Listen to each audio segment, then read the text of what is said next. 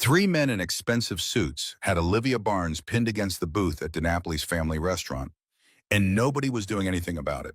The single father at table 6, the one with paint under his fingernails, who'd been cutting pizza for his 8-year-old daughter, set down his fork and stood up slowly. Jason Reeves wasn't looking for trouble on this Friday evening. This weekly dinner at DiNapoli's had been his tradition with Emma for 3 years now, ever since he'd moved to Oak Ridge after everything fell apart.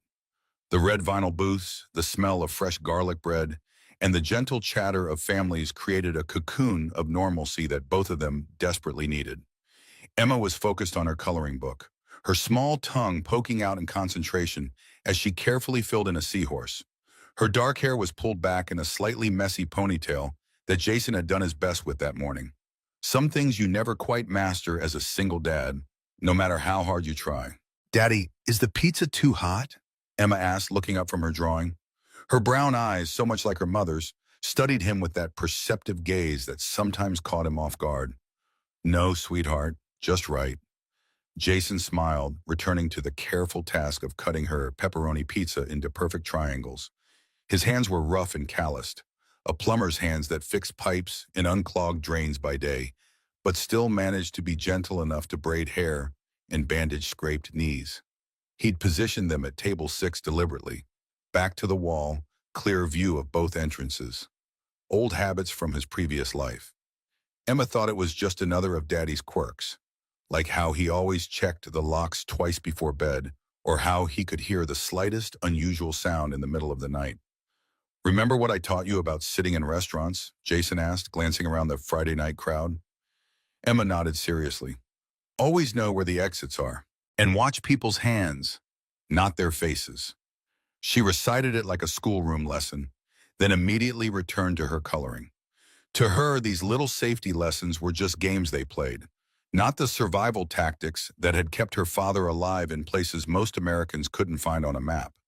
The restaurant was filled with its usual Friday crowd, families celebrating the end of the work week, couples on dates, a few lone diners enjoying plates of pasta. The waitstaff moved efficiently between tables, balancing plates and refilling drinks. Normal people living normal lives. The kind of life Jason had been trying to build for himself and Emma since hanging up his uniform.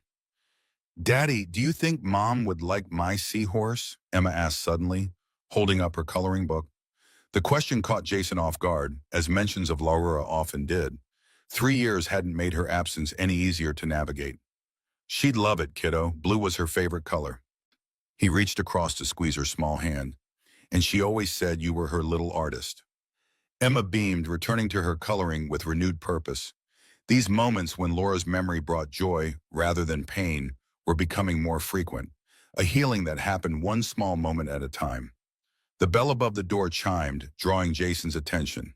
A young woman entered, glancing nervously around the restaurant. She was in her early 30s, professionally dressed in a well-worn blazer and pencil skirt that suggested practical rather than expensive taste. Her dark hair was pulled back in a practical bun, and she carried a leather messenger bag that had seen better days. What caught Jason's attention wasn't her appearance, but her behavior. She checked her phone repeatedly, glancing toward the door every few seconds. Her shoulders were tense, and when the hostess showed her to a booth, she requested one with a view of the entrance.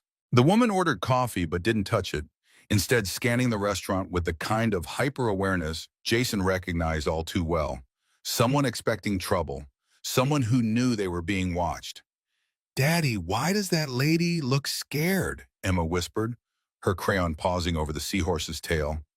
Emma had her mother's intuition, that uncanny ability to read people that both blessed and cursed the women in Jason's life. "Sometimes grown-ups have worries, sweetheart," Jason said softly, cutting another piece of pizza for his daughter. "Just like how you worry about math tests, but bigger." He kept his voice calm, reassuring, but his eyes continued their systematic sweep of the restaurant. A flicker of movement caught his attention as 3 men in expensive suits walked in. They didn't bother waiting to be seated, moving with purpose toward the nervous woman's table. Everything about their body language screamed trouble. The leader was built like a linebacker, with graying temples and hands that had seen violence. His companions flanked him with practiced ease, cutting off the woman's escape routes. Jason felt his muscles tense, his breathing automatically shifting to the controlled rhythm he'd learned during training. "Miss Barnes," the leader said, his voice carrying a quiet menace that made other conversations falter. "You've been avoiding our calls." The woman's coffee cup rattled against the saucer as she set it down, her face pale but defiant. "I told you people I'm not interested," she said, her voice steadier than her hands. "Find another lawyer." The man smiled, but it didn't reach his eyes. He slid into the booth across from her uninvited, while his companions remained standing, blocking her in. Jason's grip tightened on his fork, every instinct screaming at him to move. But Emma was right there, and he'd sworn never to let violence touch her world again. "See, that's where you're wrong, counselor," the man continued, his tone conversational but loaded with threat. "You don't get to walk away from Maxwell Grant. Not when you know what you know." He leaned forward, and the woman instinctively pressed back against the booth. "So here's what's going to happen. You're going to withdraw from the Reynolds case. You're going to forget everything you think you discovered, and you're going to go back to handling divorce cases and parking tickets like a good little lawyer." The ceramic plate hit the wall inches from the woman's face before anyone could react, white fragments scattering across the red vinyl seat. One of the men had swept it off the table in a casual display of violence, and now all three were leaning over her, their voices dropping to harsh whispers that carried more menace than shouts ever could. Other patrons were starting to leave, sensing the danger but unwilling to get involved.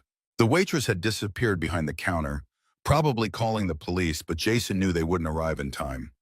"Daddy," Emma's voice was small, confused, her crayon frozen over the coloring book. "That lady is scared, like when I have nightmares and you come to make the monsters go away." Jason looked at his daughter's wide eyes, saw the concern creeping in, and something inside him clicked into place. He'd retired from the teams to give Emma a normal life, to protect her from the darkness he'd lived in for 8 years. But sometimes protecting innocence meant embracing violence one more time. "Stay here and keep coloring, Emma," he said quietly. "Daddy needs to help someone." Emmy nodded solemnly, understanding in her eyes beyond her years. "Be careful, Daddy." Jason stood up slowly, his chair scraping against the floor with a sound that seemed to echo through the suddenly quiet restaurant. The men at the woman's table hadn't noticed him yet, too focused on intimidating their target, but the woman's eyes found his across the room. She saw something there that made her breath catch. Not the mild-mannered plumber who always said please and thank you, but something harder, more dangerous, something that had been sleeping for 3 years and was now fully awake. "Excuse me," Jason said, his voice carrying clearly across the restaurant. The three men turned toward him, and their leader's expression shifted from annoyance to calculation as he took in Jason's work clothes, his paint-stained hands, his utterly ordinary appearance. "Mind your own business, pal," the leader said dismissively. "This is a private conversation." But something in Jason's stillness, in the way he held himself, made the man's companions shift nervously. They were hired muscle, probably ex-military themselves, and they recognized something in Jason's bearing that civilian eyes missed. "I am minding my business," Jason replied, taking a step closer. "My business is making sure my daughter can finish her dinner in peace. Your business seems to be scaring people. I think we have a conflict of interest." His voice remained calm, conversational, but there was steel underneath that made the temperature in the room drop 10 degrees. The leader stood up, all 6'4" of him, probably expecting the slight plumber to back down. Instead, Jason moved with fluid precision, closing the distance between them in 3 steps. What happened next took exactly 15 seconds, but it unfolded like a perfectly choreographed dance of controlled violence. Jason's hand shot out, grabbed the leader's wrist, and twisted with surgical precision. The crack of bone echoed through the restaurant as the man's arm bent at an impossible angle. Before the leader hit the ground, Jason had already moved to the second man, using his momentum to drive an elbow into the man's solar plexus. The attacker folded like a house of cards, gasping for air that wouldn't come. The third man reached for something inside his jacket, but Jason was already there, his hand clamping down on the man's wrist with enough force to make him drop whatever he'd been reaching for. A gentle push sent him stumbling backward into an empty table, hands raised in surrender. The entire restaurant fell silent, except for the groaning of the 2 men on the floor and the soft scratch of Emma's crayon against paper. Jason straightened his work shirt and walked back to his table as if nothing had happened. But his eyes never left the three men. The leader was struggling to his feet, cradling his broken wrist, his face a mask of pain and rage. "This isn't over," he snarled. But Jason just looked at him with the kind of cold patience that spoke of deeper violence held in check. "Yes, it is," Jason said simply. "You're going to leave now. You're going to forget about Miss Barnes. And if I see you or anyone like you bothering innocent people in my town again, we'll have another conversation. Trust me, you won't enjoy that one as much as I will." The quiet authority in his voice made the leader take an involuntary step backward. The three men limped toward the exit, the leader pausing only to glare back at Jason with the kind of hatred that promised future violence. But Jason had seen that look before in a dozen different countries, from 100 different enemies. It didn't scare him anymore. What scared him was the way Emma was looking at him now, her coloring book forgotten, her young mind trying to process what she'd just witnessed. "My daddy was in the Navy," Emma announced to the room, her voice matter-of-fact in the way only children could manage. "He protected people from bad guys, like on TV but real." She went back to coloring her seahorse as if her father dismantling three armed men was just another Friday night occurrence. Olivia Barnes sat in her booth, staring at Jason with an expression that mixed gratitude, confusion, and something that might have been recognition. Her hands were no longer shaking, but her mind was racing, trying to reconcile the quiet man who ordered extra napkins for his daughter with the precision instrument of violence she just witnessed. "Thank you," she called out softly. But Jason was already back at his table, cutting pizza for Emma as if the last 2 minutes had never happened. Other patrons were slowly returning to their conversations. The immediate danger passed, but an undercurrent of tension remained. People were looking at Jason differently now, seeing past the work clothes and paint-stained hands to something harder underneath. Jason could feel their stares, could sense the shift in how people perceived him, and it made his chest tight with familiar anxiety. This was exactly what he'd tried to avoid when he'd moved to Oak Ridge, exactly why he'd chosen the most ordinary job he could find. He wanted to be nobody special, just another single dad trying to raise his daughter in peace. But violence had a way of following him, and now his carefully constructed normal life felt as fragile as the ceramic plate that had started this whole mess. "Daddy, are you okay?" Emma asked, her small hand reaching across the table to touch his. Her concern was genuine, immediate, and it reminded Jason why he'd given up everything that made him who he was.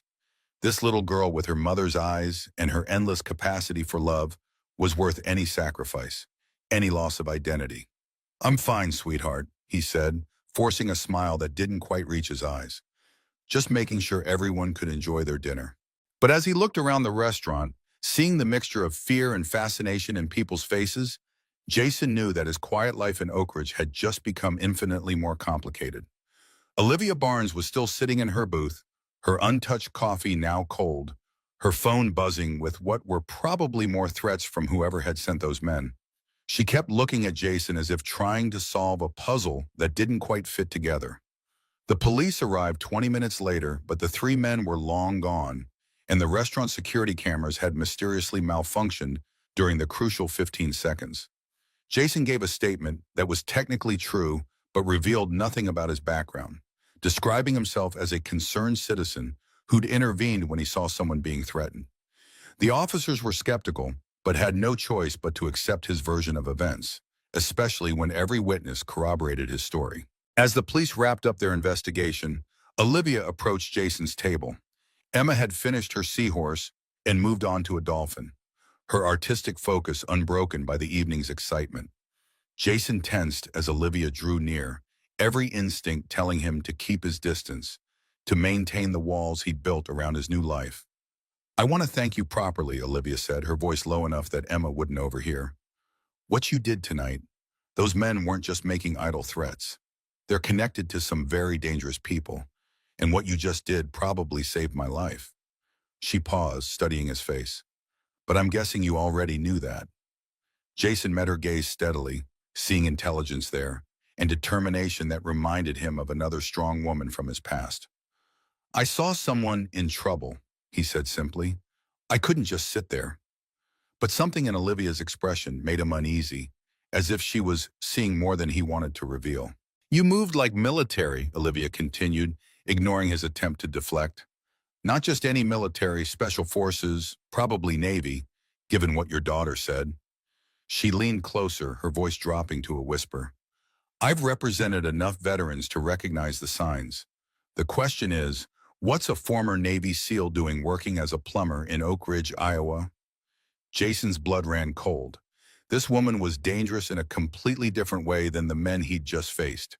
Dangerous because she was smart enough to see through his carefully constructed facade. I think you're letting your imagination run away with you, he said carefully. I fix pipes and raise my daughter. That's all. But Olivia wasn't deterred. She reached into her purse and pulled out a business card, setting it on the table between them. Those men tonight work for Maxwell Grant. He's trying to cover up a defense contracting scandal that goes deeper than you can imagine. People have died to keep this secret, and more will die if someone doesn't stop it. She met his eyes again. I could use someone with your particular skill set. I'm not interested, Jason said firmly, but he didn't push the card away. My fighting days are over. I have more important responsibilities now. He glanced at Emma, who was adding intricate details to her dolphin's fins, completely absorbed in her art. Captain Daniel Barnes, Olivia said quietly, and Jason's entire world seemed to tilt sideways. The name hit him like a physical blow, dragging up memories he'd spent 3 years trying to bury. Barnes had been his commanding officer in Afghanistan, a man of absolute integrity who died trying to protect his team from an ambush that should never have happened. How do you know that name? Jason's voice was barely a whisper, but the intensity behind it made Olivia take a half step back. She'd obviously hit something important, but the pain in Jason's eyes made her regret her tactics.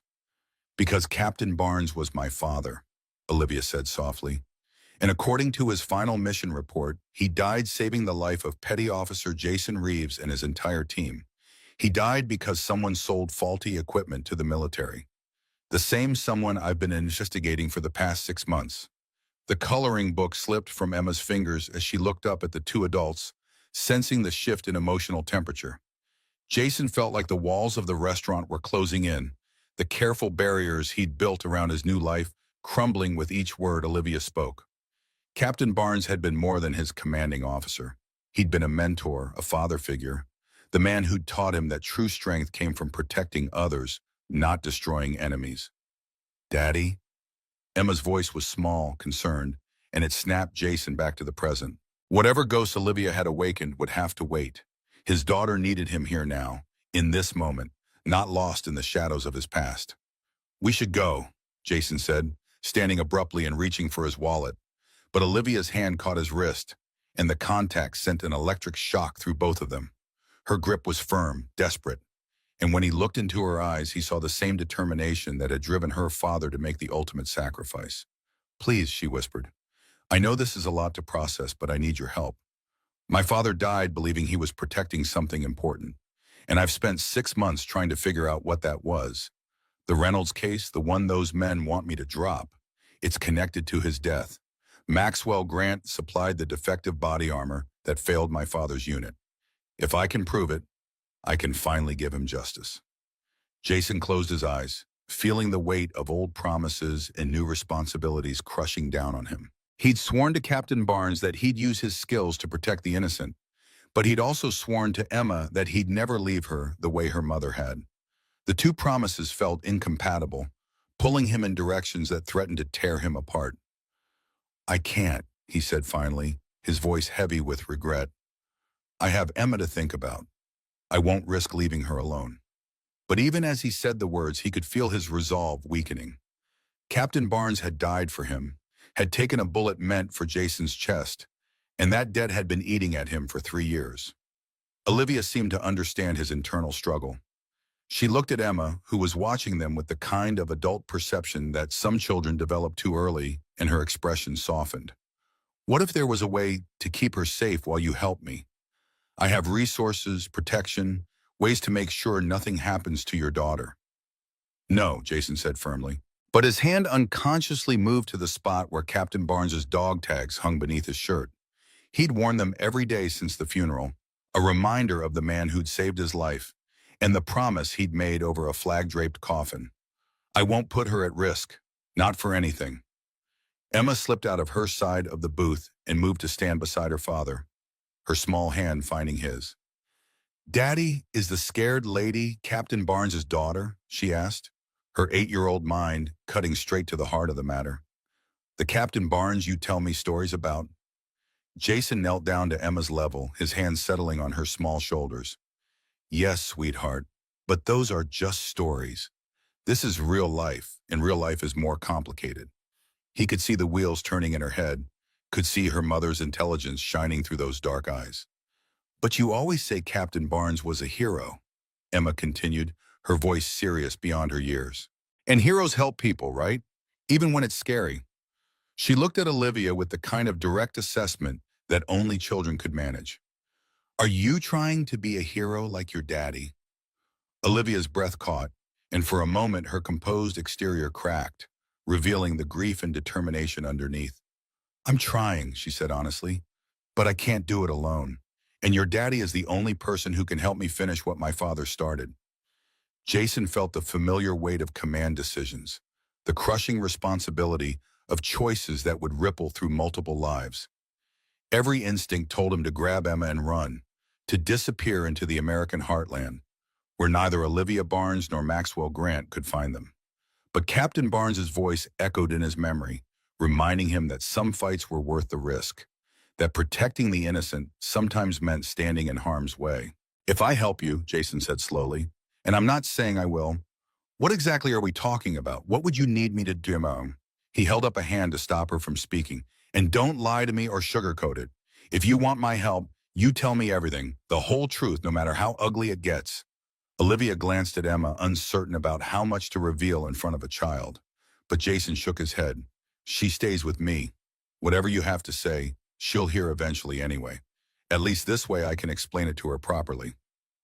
It was a test, Jason realized, a way to gauge how serious Olivia was about involving him in her crusade. Maxwell Grant runs a defense contracting company called Grant Defense, Olivia began, her voice taking on the clinical tone of a prosecutor laying out a case. For the past 5 years, they've been supplying body armor to military units overseas. The armor looks good on paper, passes all the basic tests, but it fails under real combat conditions. Your unit wasn't the first to be hit by defective equipment, and it won't be the last unless someone stops them. Jason's jaw tightened as the implications sank in. How many? He asked quietly. How many soldiers have died because of this? At least 47, confirmed. Probably more, Olivia replied, her voice heavy with the weight of those numbers. My father started investigating when he noticed patterns in casualty reports, equipment failures that didn't make sense. He was building a case, gathering evidence, but he died before he could complete it. The official investigation was shut down, all his files classified or destroyed. Except you have copies, Jason guessed, seeing the determined set of Olivia's shoulders. She nodded, reaching into her purse to pull out a small flash drive. My father was paranoid about security. He kept backup files hidden in places the military investigators didn't think to look. I've spent months piecing together his research, following the paper trail, building a case that can finally bring Grant down. But every time I get close, someone tries to stop me. Tonight wasn't the first attempt to scare me off. Emma had been listening intently, her young mind processing information that would have overwhelmed most adults. So the bad man is hurting soldiers like Captain Barnes, she asked, her voice small but fierce. And Miss Olivia wants to stop him? That's right, sweetheart, Jason said gently. But stopping bad people can be dangerous work. That's why Daddy doesn't want to get involved. But even as he said it, Jason could feel his resistance crumbling. The thought of other soldiers dying because of Grant's greed, other families destroyed because he'd chosen safety over justice, was eating at him like acid. But Daddy, Emma said with the devastating logic of childhood, if you don't help, more soldiers will die, right? And that would make Captain Barnes sad. She looked up at him with eyes that held too much wisdom for her age. Mommy always said that doing the right thing is scary, but that's why it's right, because it's hard. Jason closed his eyes, feeling the walls of his carefully constructed new life crumbling around him. Emma was right, and Olivia was right, and somewhere in the darkness beyond death, Captain Barnes was probably right too. But that didn't make the choice any easier, didn't reduce the risk to the one person in the world who mattered more to him than his own life. "If I do this," he said finally, opening his eyes to meet Olivia's hopeful gaze, "we do it my way. No heroics, no unnecessary risks, and Emma's safety comes first. The moment I think she's in danger, I'm out. No arguments, no negotiations, just gone. Are we clear?" Olivia nodded eagerly, relief flooding her features. "Crystal clear. I have a safe house, protection detail, everything we need to keep her secure while we work." She paused, studying his face. "But I have to ask, why did you really leave the teams? Men like you don't usually retire to become plumbers in small-town Iowa." Jason was quiet for a long moment, his hand unconsciously moving to touch the spot where his wedding ring used to sit. "Emma's mother died 3 years ago," he said finally, his voice carefully controlled. "Cancer. I was deployed when it happened. Couldn't get back in time to say goodbye. I realized that all my training, all my skills, they meant nothing if I couldn't protect the people I loved most. So I got out, moved here, tried to give Emma the normal life her mother wanted for her." Understanding dawned in Olivia's eyes, and with it came a deep respect for the sacrifice Jason had made. "I'm sorry," she said softly. "I can't imagine how difficult that must have been." She glanced at Emma, who was pretending not to listen while clearly hanging on every word. "But maybe this is a chance to honor both their memories. Your wife and my father, they'd both want us to stop other families from going through what we've been through." Jason looked around DiNapoli's family restaurant, at the place where he'd tried to build a new life, tried to become someone ordinary and safe. The other patrons were still stealing glances at him, whispering among themselves about the quiet plumber who'd moved like a weapon. His cover was blown, his anonymity shattered, and there was no going back to the simple life he'd tried to create. "All right," he said finally, the words feeling like stepping off a cliff into unknown darkness. "I'll help you, but first, I need to make arrangements for Emma. She'll need somewhere safe to stay while we work." He looked down at his daughter, who was watching him with a mixture of pride and concern that broke his heart. "Actually," Olivia said carefully, "I was thinking she could stay with us. I have a house outside town, good security, and I've been living alone since my father died. It might be safer if we all stayed together, at least until this is over." She met Emma's curious gaze. "I could use some company anyway. It gets pretty lonely working on cases by yourself." Emma perked up at this suggestion, her natural sociability overcoming her initial shyness. "Do you have cable TV?" she asked seriously, as if this was the most important factor in the decision. "And can I bring my art supplies?" "Cable TV, high-speed internet, and the biggest art room you've ever seen," Olivia replied with a smile that was genuine for the first time all evening. "I used to paint before law school, never had time to set up a proper studio, but I kept all the supplies." Jason felt something shift inside his chest, a loosening of the iron control he'd maintained for 3 years. Maybe this was what Captain Barnes had been trying to teach him all along. That strength wasn't about standing alone against the darkness, but about finding the right people to stand with. Maybe it was time to stop running from who he was and start figuring out who he could become. "Okay," he said, the decision feeling both terrifying and liberating. "We'll do this together. But first I need to know everything about Maxwell Grant, his organization, and exactly what kind of evidence you have. If we're going to take down a defense contractor, we need to be absolutely certain of our facts." Olivia's smile was radiant, transforming her entire face and making her look years younger. "I have everything we need," she said, patting her purse where the flash drive waited. "Financial records, correspondence, test results, casualty reports, everything my father died trying to expose. With your help, we can finally bring these people to justice." As they prepared to leave DiNapoli's family restaurant, Jason caught sight of their reflection in the window. A single father, a determined lawyer, and a little girl with paint-stained fingers, walking into an uncertain future together. It wasn't the family he'd planned, wasn't the life he'd tried to build, but maybe it was exactly what all three of them needed. Outside in the parking lot, Olivia's phone buzzed with another threatening text message. Jason read it over her shoulder, his expression hardening as he recognized the kind of intimidation tactics he'd seen in a dozen different countries. Maxwell Grant wasn't just a corrupt businessman. He was someone who understood violence and wasn't afraid to use it. They'll escalate now, Jason said quietly, making sure Emma couldn't overhear. Tonight was a warning. Tomorrow, they'll start playing for keeps. He looked at Olivia. Seriously, are you sure you want to do this? Once we start down this path, there's no going back. People like Grant don't forgive, and they don't forget. Olivia's expression hardened, and for a moment, Jason could see the steel that had driven her father to make the ultimate sacrifice. They killed him, she said simply. My father died because he tried to protect soldiers from faulty equipment, and they covered it up. If I don't finish what he started, then he died for nothing. Jason nodded, understanding completely. Some fights were worth the risk. Some promises transcended personal safety. As they walked toward their cars, he felt the familiar weight of mission planning settling over him, the methodical preparation for a battle that would test everything he'd learned in 8 years of special operations. Miss Olivia? Emma's voice piped up from between them. Are you going to be like family now? The question was innocent, direct, and it stopped both adults in their tracks.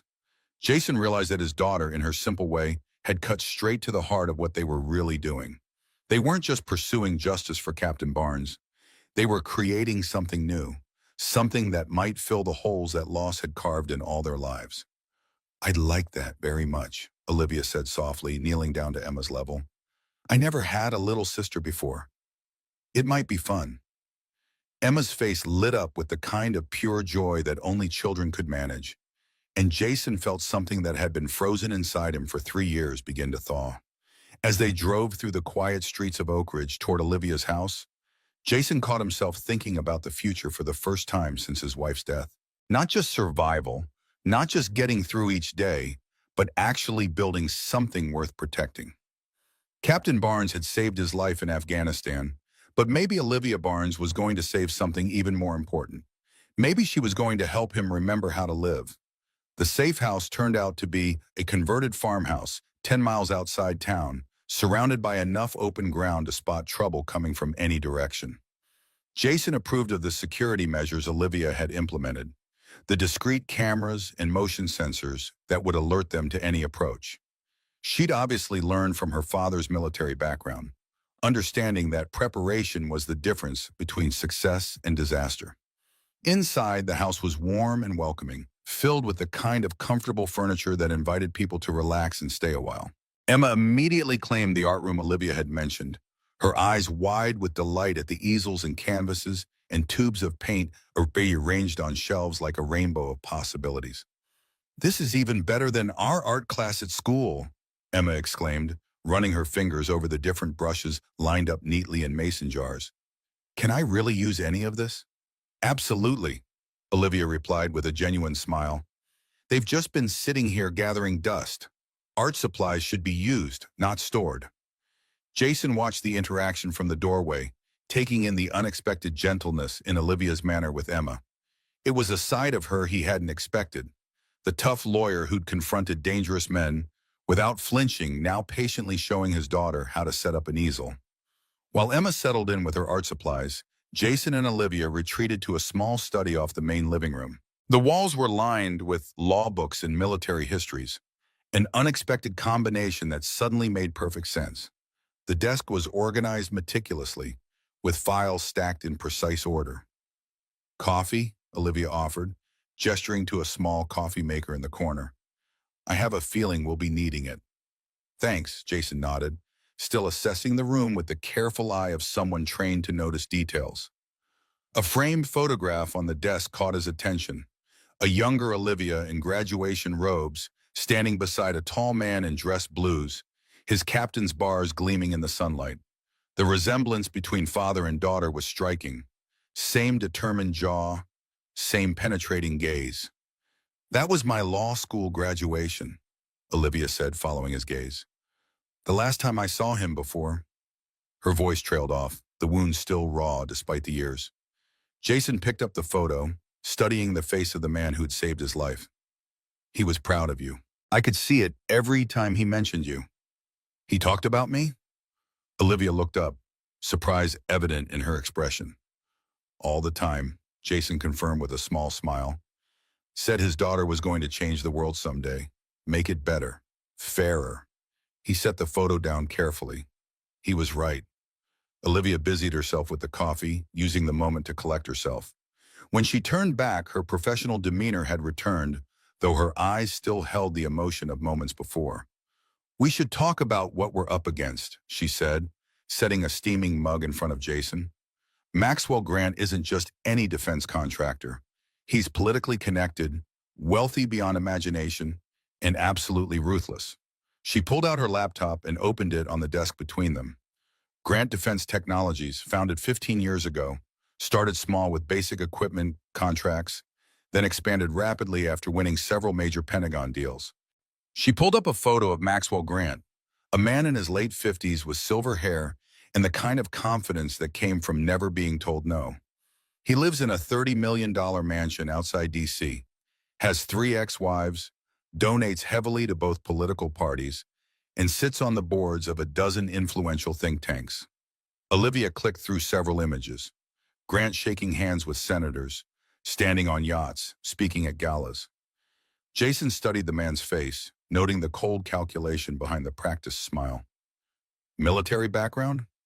Former Army officer, Olivia confirmed. Discharged 20 years ago under circumstances that were quietly swept under the rug. My father was somehow involved, though I haven't been able to find the complete records. She switched to another screen showing financial data. Grant Defense has government contracts worth billions. Body armor is just one division of their operation, but it's been their most profitable for the past 5 years. Jason leaned forward, scanning the numbers. And they're cutting corners to maximize profits. Classic. Exactly, Olivia nodded. They developed a new type of lightweight armor that promised the same protection at half the weight. The military was eager to reduce the load on soldiers, so they fast-tracked approval. Jason's jaw tightened as memories flooded back. We were told the new armor was revolutionary, that we were lucky to get it before the regular infantry. The tests were falsified, Olivia said quietly, pulling up a series of documents. Internal memos show they knew the armor failed under certain conditions, but they buried those results and only submitted the favorable ones to the Pentagon. She hesitated, then clicked to another document. This is the incident report from your unit's ambush in Afghanistan. The official story is that you encountered unexpected resistance and were outgunned. No mention of equipment failure. Jason's expression darkened as he skimmed the report. That's not what happened. We were pinned down for hours. The first round that hit Martinez went straight through his chest plate like it wasn't even there. Same with Rodriguez and Patel. The armor just failed. And my father? Olivia asked, her voice carefully controlled. Jason closed his eyes, the memory crystal clear, despite the years. We were trying to reach the extraction point. Your father was leading from the front, as always. 2 of our guys were wounded. I was helping carry Martinez when a sniper targeted us. His hand unconsciously moved to his chest, to the spot where the bullet should have struck. Your father saw it coming somehow. He pushed me down and took the hit meant for me. His armor failed too. The room fell silent as Olivia absorbed this information, details she'd never heard about her father's final moments. He didn't die right away, Jason continued, his voice quiet. He pulled me closer, told me something was wrong with our equipment, said I needed to find out what happened, that it wasn't just bad luck. Jason looked up, meeting Olivia's gaze. His last words were about you. He said to tell his daughter he was sorry he wouldn't make it to her birthday. Olivia turned away, her shoulders rigid as she fought for composure. When she spoke again, her voice was steady through sheer force of will. That's why this case matters so much. It's not just about justice for my father or your teammates. It's about the soldiers who are still wearing this armor today, still dying because of Grant's greed.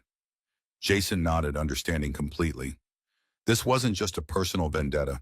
It was about protecting those who couldn't protect themselves, about honoring the oath they'd all taken to never leave a comrade behind. So what's your plan? He asked, shifting the conversation back to practical matters, giving Olivia the space to regain her composure. She turned back to her laptop, grateful for the redirect. I've been building a case against Grant Defense through the Reynolds lawsuit. Thomas Reynolds was a Marine killed in Syria last year. His widow hired me after reading about my father's death and suspecting a connection. She pulled up a file of legal documents. I've been gathering evidence, following the money, interviewing former employees. 3 weeks ago, I finally got a breakthrough. She reached into her bag and pulled out a small flash drive. My father kept a personal journal encrypted on this drive. It took me months to crack the password. Jason leaned forward with interest. What did he find? Notes about inconsistent test results, names of potential whistleblowers, and something called Project Ares. He seemed particularly concerned about that, but the notes are fragmentary. He was being careful, even in his encrypted files. Project Ares, Jason repeated, the name triggering something in his memory.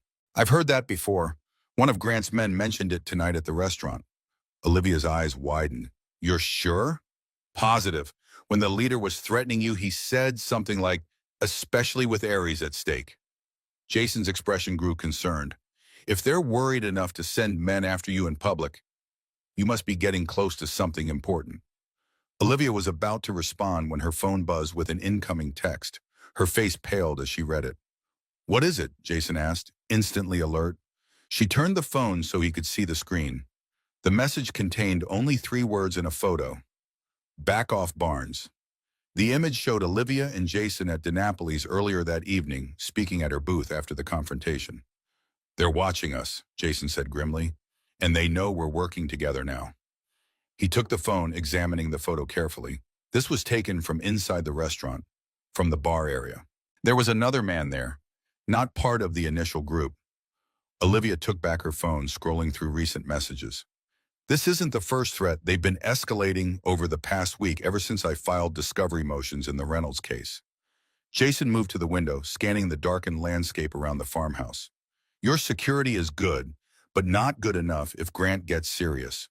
We need to assume they're already trying to locate us. He turned back to Olivia. Tell me about these former employees you've contacted. Anyone who might actually have documentation of the test failures? Dr. Rachel Winters, Olivia replied immediately.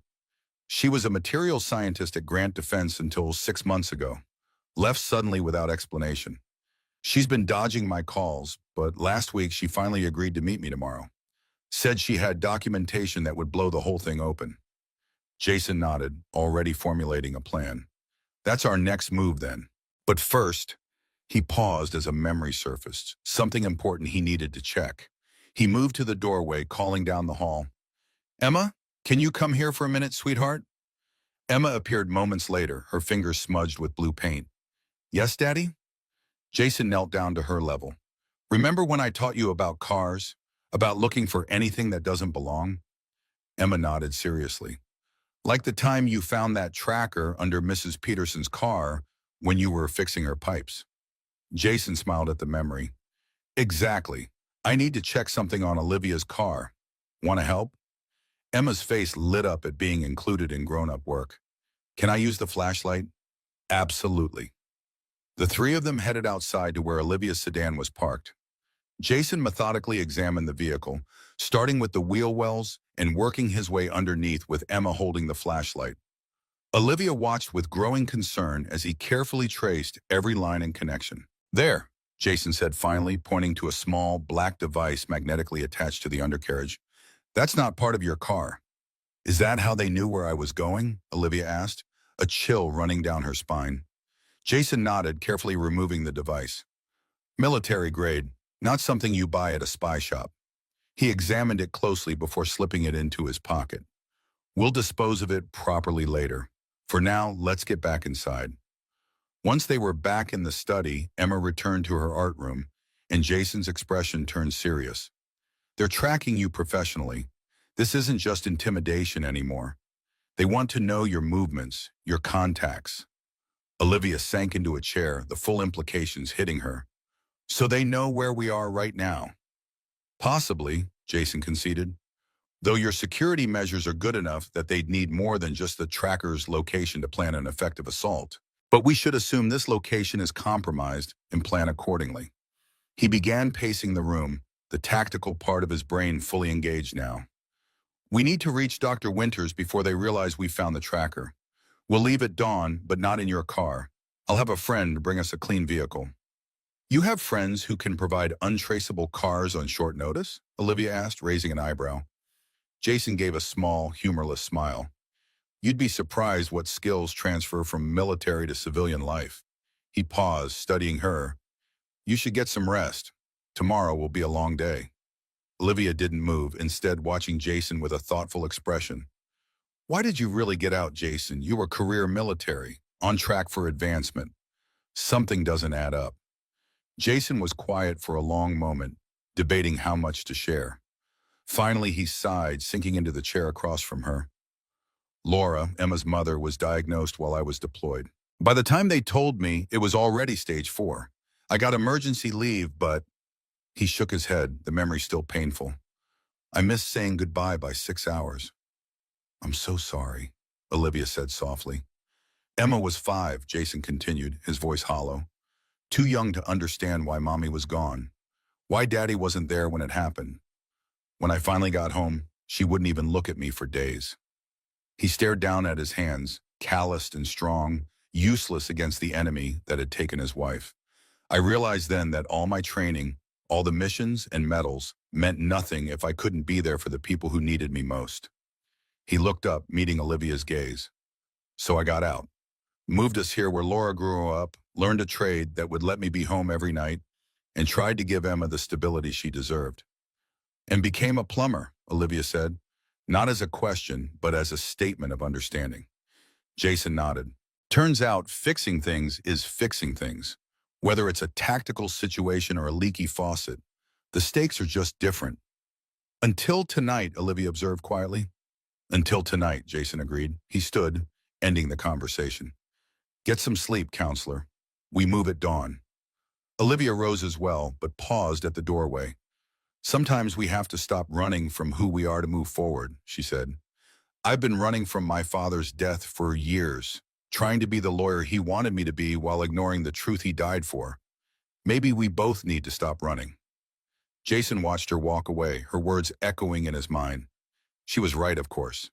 He'd been running from his past, from his training, from the man he'd been before Laura's death. But running hadn't brought peace, just a different kind of emptiness. Later that night, after checking on Emma, who had fallen asleep surrounded by her art supplies, Jason stood at the window of his assigned bedroom, scanning the darkness beyond. Old habits. He'd positioned Emma's room between his and Olivia's, with both adults positioned to intercept any threat that might come from either direction. His phone buzzed with an incoming text. Checking it, he found a message from a number he hadn't seen in years. Heard you're back in the game. Watch your 6, T.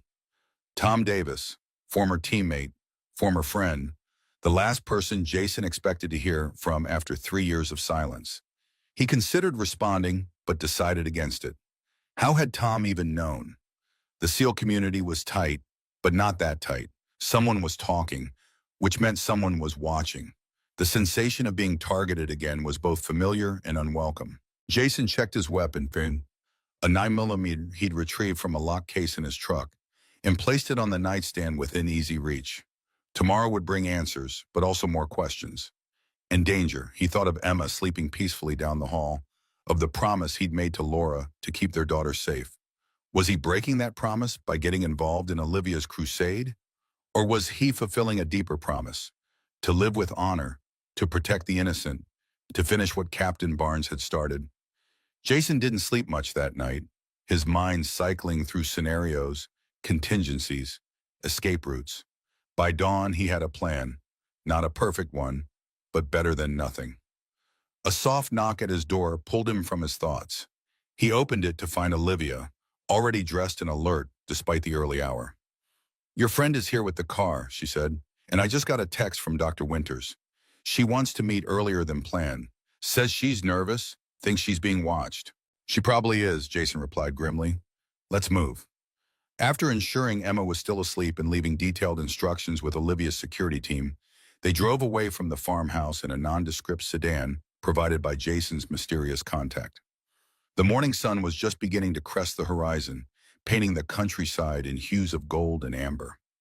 Dr. Winters is meeting us at a coffee shop in Cedar Rapids, Olivia explained as Jason drove, taking a deliberately circuitous route to ensure they weren't being followed. It's public enough to be safe, but quiet enough for a private conversation. Jason nodded, his eyes constantly checking the rearview mirror. Tell me about her. What's her angle in all this? She was the lead materials scientist on the body armor project, Olivia explained. According to my sources, she raised concerns about inconsistent test results, but was overruled by management. 6 months ago, she resigned without notice. No exit interview, no goodbye party, just cleared out her desk and disappeared. Until she contacted you, Jason observed. She reached out after seeing news coverage of the Reynolds lawsuit, Olivia confirmed, said she had documentation that would corroborate my claims, but she was scared. Wanted assurances about anonymity, witness protection, the works.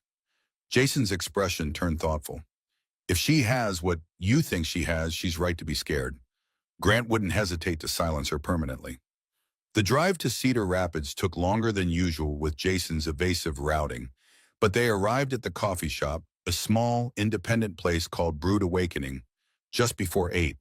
The morning rush hadn't started yet, and only a few patrons occupied the tables. That's her, Olivia whispered, nodding toward a nervous-looking woman in her 40s sitting in the corner booth. Dr. Rachel Winters had the appearance of someone who hadn't slept in days. Rumpled clothes, dark circles under her eyes, fingers that couldn't stop fidgeting with her coffee cup. Jason hung back, positioning himself at a table with a clear view of both the entrance and Dr. Winters, while Olivia approached the scientist. From his vantage point, he could see but not hear their conversation. The scientist appeared agitated, constantly glancing toward the door, her hands shaking as she slid a USB drive across the table to Olivia. Whatever she was saying had Olivia leaning forward intently, her expression growing more serious by the second. Jason watched as Olivia pulled out a legal pad and began taking notes, occasionally asking questions that made Dr. Winters look even more nervous. 20 minutes into their conversation, Jason noticed a man enter the coffee shop. There was nothing overtly suspicious about him. Business casual attire, laptop bag, the look of a regular morning commuter stopping for caffeine. But something about the way he scanned the room, the deliberate casualness of his movements, triggered Jason's internal alarm. He shifted slightly, angling himself to keep both the newcomer and the women in his line of sight. The man ordered a coffee and took a seat at a table with a clear view of Dr. Winters. Too clear, too deliberate. Jason pulled out his phone, texting Olivia. Possible hostel at 2 o'clock. Wrap it up casually. Meet at exit in 2 minutes. He saw Olivia check her phone discreetly, her expression never changing as she continued her conversation with Dr. Winters. Professional? Good. But before they could enact their exit strategy, Dr. Winters suddenly stood, gathering her things hurriedly. She said something to Olivia, shaking her head emphatically, then headed for the door. Olivia tried to follow, but the scientist waved her off, practically running from the coffee shop. The man Jason had been watching immediately stood as well, abandoning his untouched coffee and following Dr. Winters outside. Jason was on his feet in an instant, moving to intercept Olivia. What happened? He asked under his breath as they moved toward the door. She panicked, Olivia replied, concern evident in her voice. Said she thought she recognized someone, that it wasn't safe anymore. She gave me the drive, but said it wasn't complete, that there were more files at her apartment she needed to get to me. They exited the coffee shop in time to see Dr. Winters hurrying toward the parking lot, the suspicious man following at a distance. Jason made a split-second decision. Follow her, he instructed Olivia. I'll handle our friend. Without waiting for a response, Jason veered off, circling around to approach the man from behind. Years of training made his movements fluid, unobtrusive. Just another morning commuter going about his business until the moment he wasn't. He closed the distance quickly, timing his approach to coincide with the man reaching the edge of the parking lot. In one smooth motion, Jason had the man's arm twisted behind his back, forcing him against the wall of a neighboring building. Who are you working for? Jason demanded, his voice low and dangerous. The man struggled, but Jason increased the pressure on his arm, eliciting a gasp of pain. Grant Defense, the man admitted through gritted teeth. Security Division. We're just watching her. Why? Jason pressed, knowing there was more. She took files when she left. Proprietary information. We're recovering company property, that's all. Jason didn't believe him for a second. And the men at the restaurant last night? Were they just recovering company property too? The man's slight hesitation was all the confirmation Jason needed. Tell Grant that if anything happens to Dr. Winters or Olivia Barnes, the files go public immediately. All of them, understand? The man nodded, and Jason released him with a warning shove. Now walk away. Don't look back. As the man hurried off, Jason jogged toward the parking lot, searching for Olivia. He found her standing beside their car, her face pale. She's gone, Olivia said, pointing to an empty parking space. Drove off before I could catch up, but she left this on my windshield. She held up a slip of paper with an address scrawled on it. Her apartment. She wants me to meet her there in an hour. Jason took the paper, studying the address. It could be a trap. Or she could have evidence that breaks this case wide open, Olivia countered. We have to go. Jason hesitated, weighing the risks. Finally, he nodded. We'll approach carefully. If anything seems off, we abort immediately. Clear? Clear, Olivia agreed, her determination matched by a newfound caution. The drive to Dr. Winters' apartment complex took 20 minutes. It was a modest building in a quiet neighborhood, the kind of place where people lived unremarkable lives. Jason parked a block away, assessing the situation before approaching. No unusual vehicles, no obvious surveillance, he noted, but that doesn't mean they're not here. They walked to the building casually, just a couple visiting a friend on a weekday morning. Dr. Winters lived on the third floor, apartment 3C. As they climbed the stairs, Jason's sense of unease grew stronger. The hallway was too quiet, the air too still. Outside apartment 3C, he held up a hand, signaling Olivia to stop. Listening intently, he could hear no movement inside. No television, no radio, no sounds of life. Something's wrong, he whispered. Stay behind me. He tried the door handle, unlocked. Another bad sign. Pushing the door open slowly, Jason entered the apartment in a low crouch, scanning for threats. The living room appeared normal at first glance. Modest furniture, bookshelves lined with technical volumes, a laptop on the coffee table. But as Jason moved further in, the signs of struggle became apparent. A toppled lamp, a cushion out of place, scuff marks on the hardwood floor. Dr. Winters? Olivia called softly, following Jason into the apartment. No response. They moved through the small apartment methodically, checking each room. The kitchen was untouched. The home office had been ransacked, drawers pulled out, papers scattered, and then they reached the bedroom. Dr. Rachel Winters lay on the bed, a pill bottle on the nightstand beside her, an open bottle of vodka on the floor. Her eyes were closed, her body still. Too still. No, Olivia whispered, rushing forward. She checked for a pulse, finding none. She's dead. God, she's dead. Jason surveyed the scene with practiced eyes. Made to look like suicide, pill bottle, alcohol. The classic narrative. Scientist cracks under pressure, takes her own life. But she wouldn't, Olivia insisted, looking around the room. She was scared, yes, but she was determined. She wanted justice. Jason nodded, already searching the room for evidence that might contradict the suicide narrative. They were here, probably waiting when she arrived home from the coffee shop. He pointed to subtle signs, the slightly ajar closet door, the too neat arrangement of items on the dresser. They staged this after killing her. Olivia sat heavily on the edge of the bed, the reality of the situation crashing down on her. This is my fault. If I hadn't contacted her... Stop, Jason cut her off firmly. This is Grant's doing, not yours. Dr. Winters made her choice to stand up for what's right, just like your father did, just like you're doing. He continued his methodical search of the room, looking for anything the killers might have missed. Under the edge of the bed, a small scrap of paper caught his eye. He retrieved it carefully, reading the hastily scrawled message. Truth doesn't die with the messenger. Find Project Ares. Olivia, he said quietly, handing her the note. She left us a message. Olivia read the note, her grief transforming into renewed determination. We need to find whatever she was trying to tell us about Project Ares. A sudden noise from the living room had both of them freezing in place. Footsteps. Someone else was in the apartment. Jason moved instantly, positioning himself between Olivia and the bedroom door, his hand going to the weapon concealed under his jacket. Stay behind me, he whispered. If I say run, you run. No arguments. The footsteps grew closer, deliberate and unhurried. Jason tensed, ready to confront whoever had returned to the scene of their crime. But the voice that called it out was hauntingly familiar. "Jason, you in here, brother?"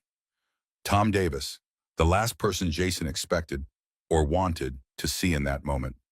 "How did you find us?" Jason demanded as his former teammate appeared in the doorway, his muscular frame filling the space. Tom's eyes took in the scene quickly. The dead woman, Olivia's presence, Jason's defensive stance. "Same way they did," he replied grimly. "And they are coming back with reinforcements. We need to move. Now." "Tom Davis," Jason said, his voice a mixture of surprise and suspicion. "Been a long time."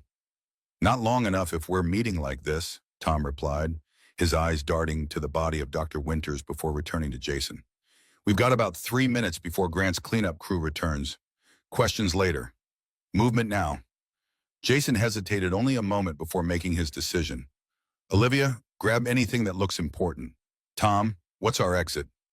"Service stairs at the end of the hall. I've got a vehicle waiting 2 blocks east." Jason nodded, years of shared missions creating an instant operational rhythm despite the years of separation. He quickly searched the nightstand while Olivia gathered papers from the ransacked office. Tom positioned himself at the apartment door, watching the hallway with the practiced vigilance of someone who'd never truly left the battlefield. "Got it," Olivia called, holding up an external hard drive she'd found taped beneath the desk drawer. "And her laptop." "Time's up," Tom urged, as the sound of a car door slamming echoed from the street below. They moved swiftly through the hallway, Tom leading, Jason covering their rear. The service stairs were narrow and dimly lit, smelling of cleaning chemicals and old cigarette smoke. They descended in silence, footsteps muffled, minds racing. At the bottom, Tom paused, checking through a small window before pushing the door open to an alley behind the building. "My car's at the end of this alley. Move quickly, but don't run. Drawing attention is worse than taking an extra 10 seconds." They walked briskly to a nondescript black SUV with tinted windows. Tom slid into the driver's seat while Jason helped Olivia into the back before taking the passenger side. As they pulled away, 2 men in suits entered the alley from the street, heading toward the apartment building's rear entrance. "That was close," Olivia breathed, clutching Dr. Winters' laptop to her chest like a shield. "Too close," Jason agreed, turning to Tom with hard eyes. "Start talking. How did you know where we were? How are you involved in this?" Tom navigated through side streets, taking a deliberately confusing route away from the apartment complex. His face, once boyishly handsome despite the rigors of Special Forces training, had hardened over the years. A new scar traced a line from his right temple to his jawline, and the crinkles around his eyes spoke of years squinting against desert sun, or perhaps just worry. "I've been tracking Grant's security team for 6 months, Tom finally said. "They've been following Dr. Winters since she left the company. When she made contact with Olivia, they escalated surveillance. I picked up their chatter this morning about movement at her apartment." "That doesn't explain how you knew we'd be there," Jason pressed, not ready to trust his former teammate. Tom sighed, checking the rearview mirror before continuing. "I've been keeping tabs on you too, brother. Ever since you got involved with Barnes here." He glanced at Olivia in the mirror. "No offense, counselor." "Keeping tabs?" Jason's voice took on a dangerous edge. "Well, because I knew this day would come," Tom replied cryptically. "When Barnes started digging into Grant Defense, it was only a matter of time before you got pulled in. Captain Barnes saved your life. You were always going to repay that debt." "And your interest in this?" Olivia asked from the back seat, her lawyer's instinct for interrogation kicking in. Tom was quiet for a long moment, navigating a complex intersection before answering. "Let's just say Grant and I have unfinished business. I can explain more, but not here, not now. We need to get somewhere secure first." "The farmhouse is compromised," Jason said. "If you found us, so can they." "I've got a place," Tom offered. "Off the grid, stocked for emergencies." Jason and Olivia exchanged a glance through the rearview mirror. Neither fully trusted Tom, but their options were limited. "Emma," Jason said suddenly, "if they're tracking us, she could be in danger." "Already handled," Tom replied. "Called in a favor with Martinez. He's got a team watching the farmhouse. Your daughter is safe." "Martinez is involved too?" Jason's surprise was evident. Miguel Martinez had been another member of their SEAL team, one who'd taken a bullet through defective body armor, but survived, unlike some of their other teammates. More than you know, Tom said grimly. This goes deeper than faulty body armor, Jason, much deeper. They drove in tense silence for the next 20 minutes, heading into increasingly rural areas until Tom turned onto a gravel road that wound through dense woods.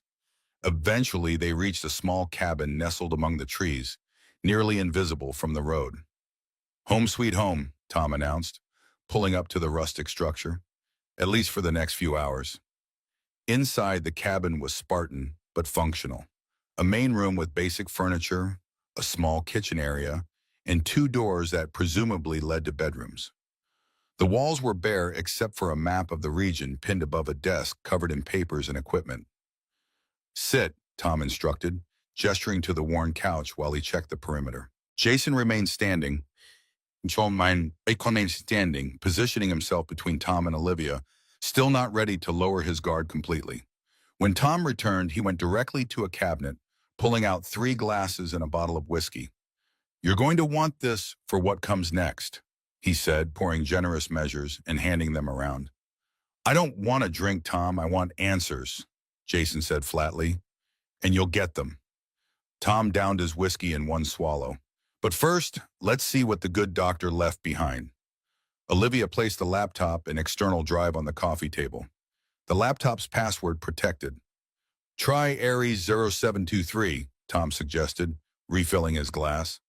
Olivia gave him a suspicious look but typed in the password.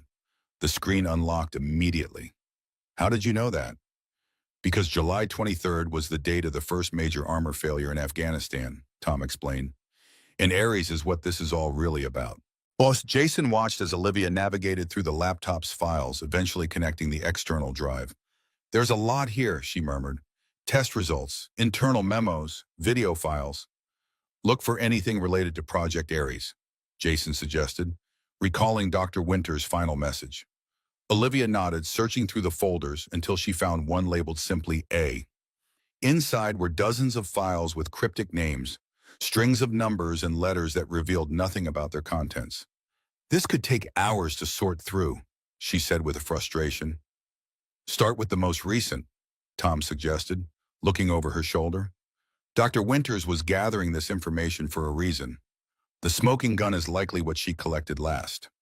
Olivia opened the most recently modified file, a video dated just 3 days earlier.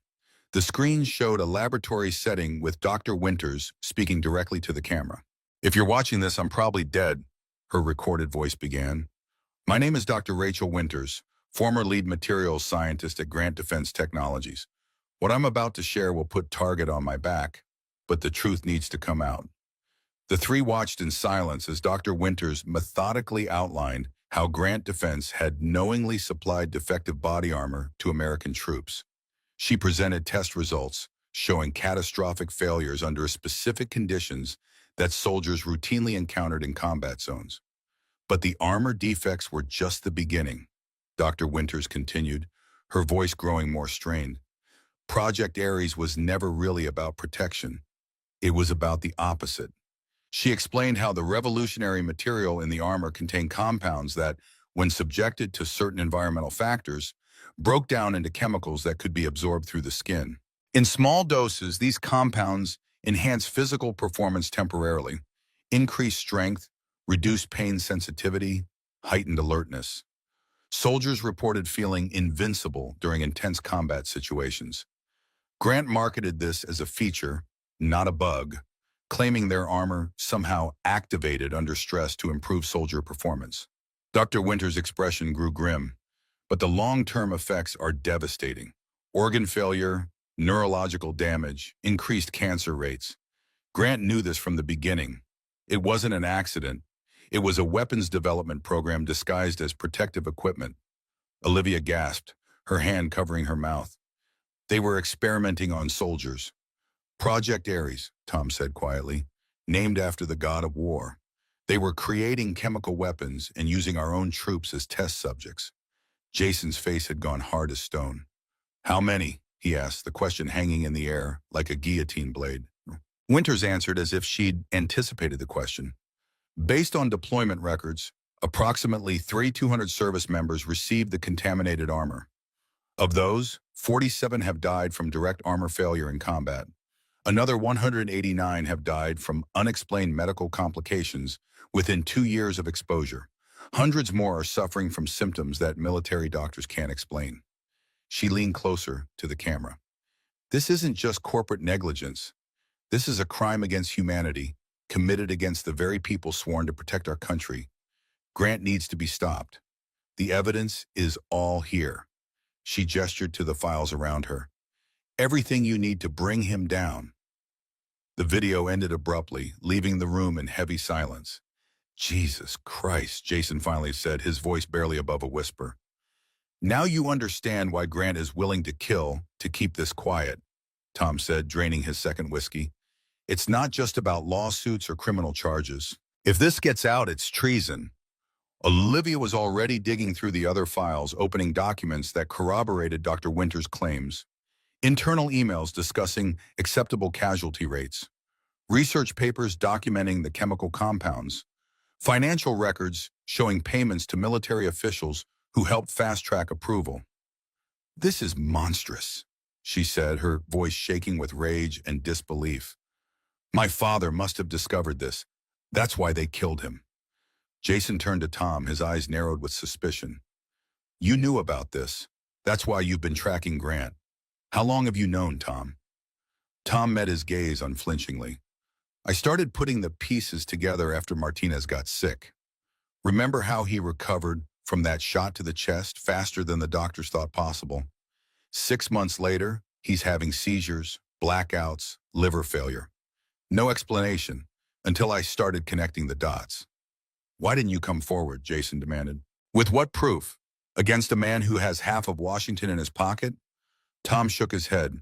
I needed evidence. Concrete, irrefutable evidence. That's why I've been watching Dr. Winters, hoping she'd lead me to it.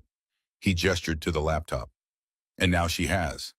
Olivia looked up from the screen. There's more. Grant is preparing to ship the next generation of this armor to units deploying next month. They've refined the formula, whatever that means. It means more soldiers are going to bomb, Jason said grimly. We need to stop this shipment. It's not that simple, Tom warned.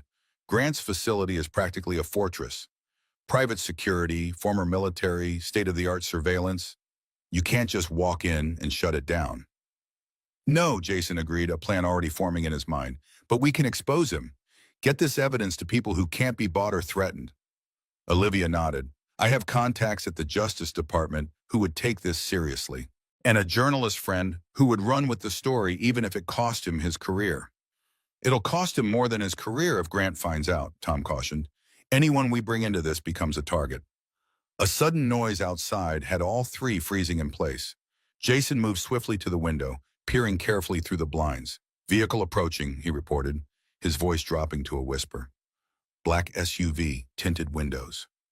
Expecting company? Olivia asked Tom, her voice tense.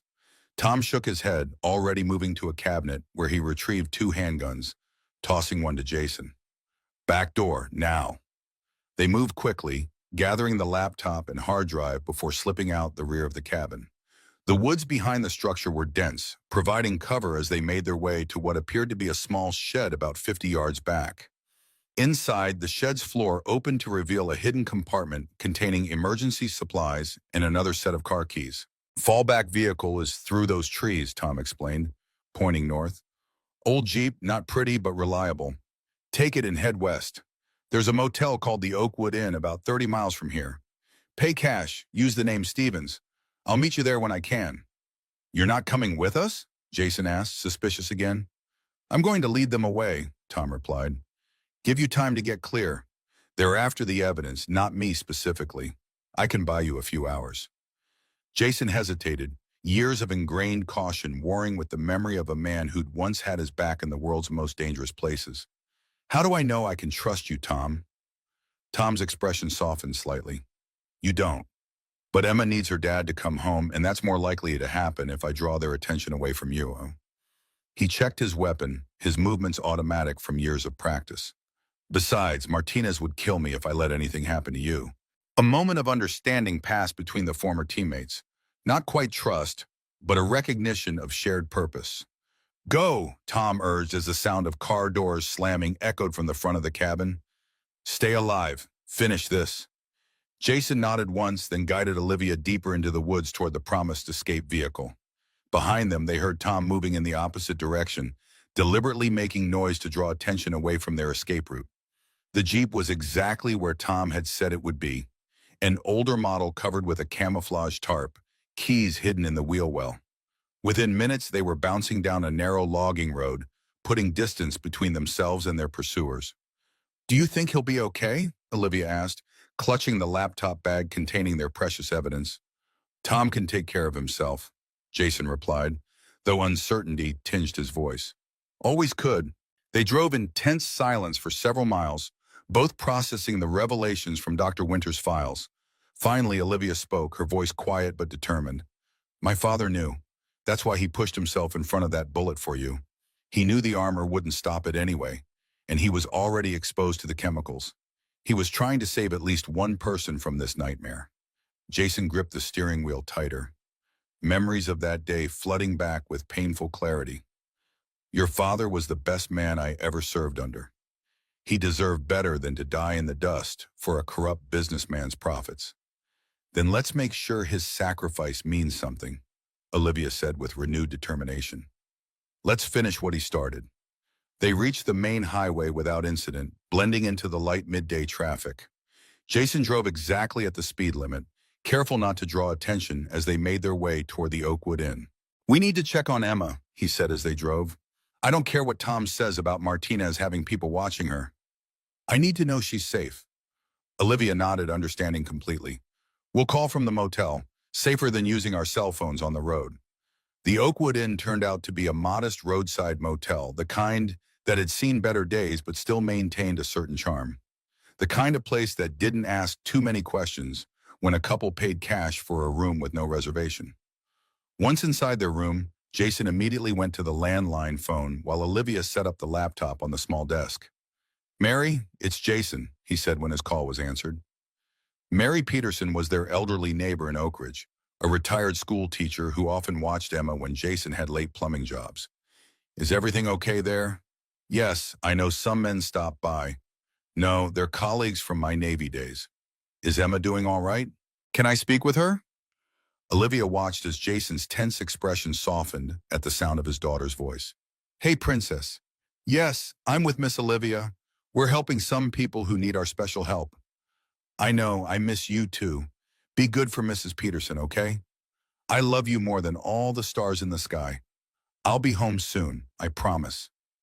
As he hung up, Jason looked both relieved and troubled. She's safe for now, but Grant's men have already been to town asking questions.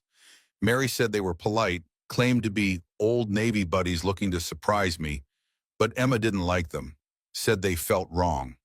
She has good instincts, Olivia observed, like her father. We need to move quickly, Jason said, pacing the small room. The longer this drags on, the more danger she's in. Olivia nodded, turning back to the laptop. I've been going through more of Dr. Winter's files. She compiled dossiers on key people involved in Project Ares. She opened a folder containing personnel files. Most are Grant executives, but there are some military and political figures too. People who helped cover up the problems or fast-tracked approvals. Jason looked over her shoulder as she scrolled through the files. Suddenly, he reached out to stop her. Wait, go back. Olivia scrolled back to a file labeled Davis T. Tom, Jason breathed, opening the file. Inside was a comprehensive dossier on their former teammate, including financial records showing regular payments from a shell company linked to Grant Defense. He's been working for Grant all along, Jason said, disbelief and betrayal coloring his voice. Since before our last deployment, before the ambush. The implications hit him like a physical blow. He knew about the defective armor. He knew we were walking into that ambush with equipment that wouldn't protect us. Olivia placed a hand on his arm, steadying him as the pieces fell into place. The cabin. He led us there, then conveniently had to leave when company arrived. He wasn't drawing them away from us. He was leading them to us. Jason's expression hardened as he processed this betrayal. And now he knows exactly where we're headed. This motel was his suggestion. We need to leave. Now, Olivia said, already gathering their things. But before they could move toward the door, Jason's phone buzzed with a text message from Tom. They found Winter's backup files, all evidence pointing to military contact who has full documentation of Project Ares. Name Cameron Hayes. Last known location, Johnson County Memorial Park. Meet there at sunset if you want the complete file. Olivia read the message over Jason's shoulder. It's another trap. Probably, Jason agreed, but Cameron Hayes is real. He was part of our unit, left the service right after the Afghanistan incident.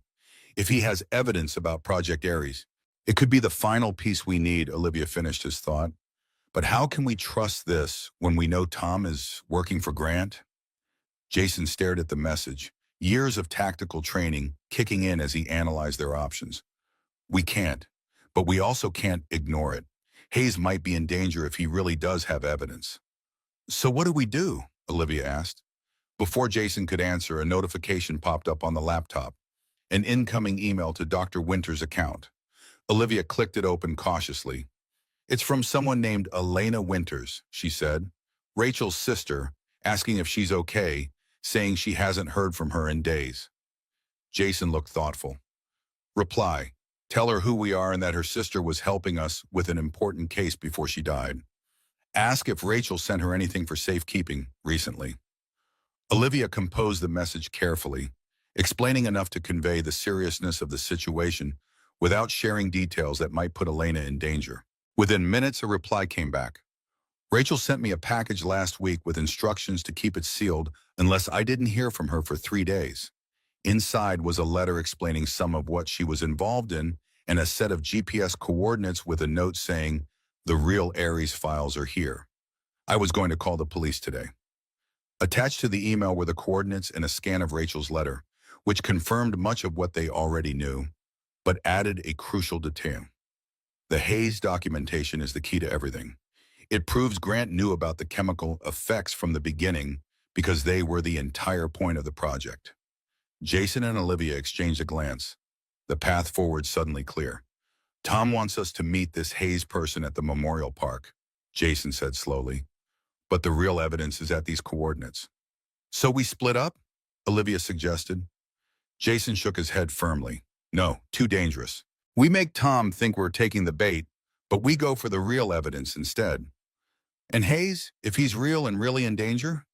Jason's expression was grim. I'll contact Martinez directly. If he's really watching out for us and not involved with Tom's betrayal, he can check out the Memorial Park situation. As they prepared to leave, gathering the evidence and wiping down the room to remove traces of their presence, Jason paused by the window, checking for suspicious vehicles. I can't believe Tom would betray us like this, he said quietly. We were brothers. We bled together. Olivia approached, standing beside him. People change, Jason. Sometimes money corrupts. Sometimes pressure breaks even good men. Jason nodded, though the pain of betrayal still burned fresh. Let's go get the evidence. Then we end this. For your father, for Dr. Winters, and for every soldier who trusted their government to protect them instead of using them as lab rats. As they slipped out the back of the motel toward their hidden Jeep, neither noticed the small drone hovering high above the parking lot, its camera tracking their movements with mechanical precision. In a sleek office 40 miles away, Maxwell Grant watched the live feed, a satisfied smile spreading across his face as he lifted a phone to his ear. They took the bait, he said simply. Proceed as planned. The coordinates from Elena Winters led them to an abandoned grain silo 20 miles outside the city limits.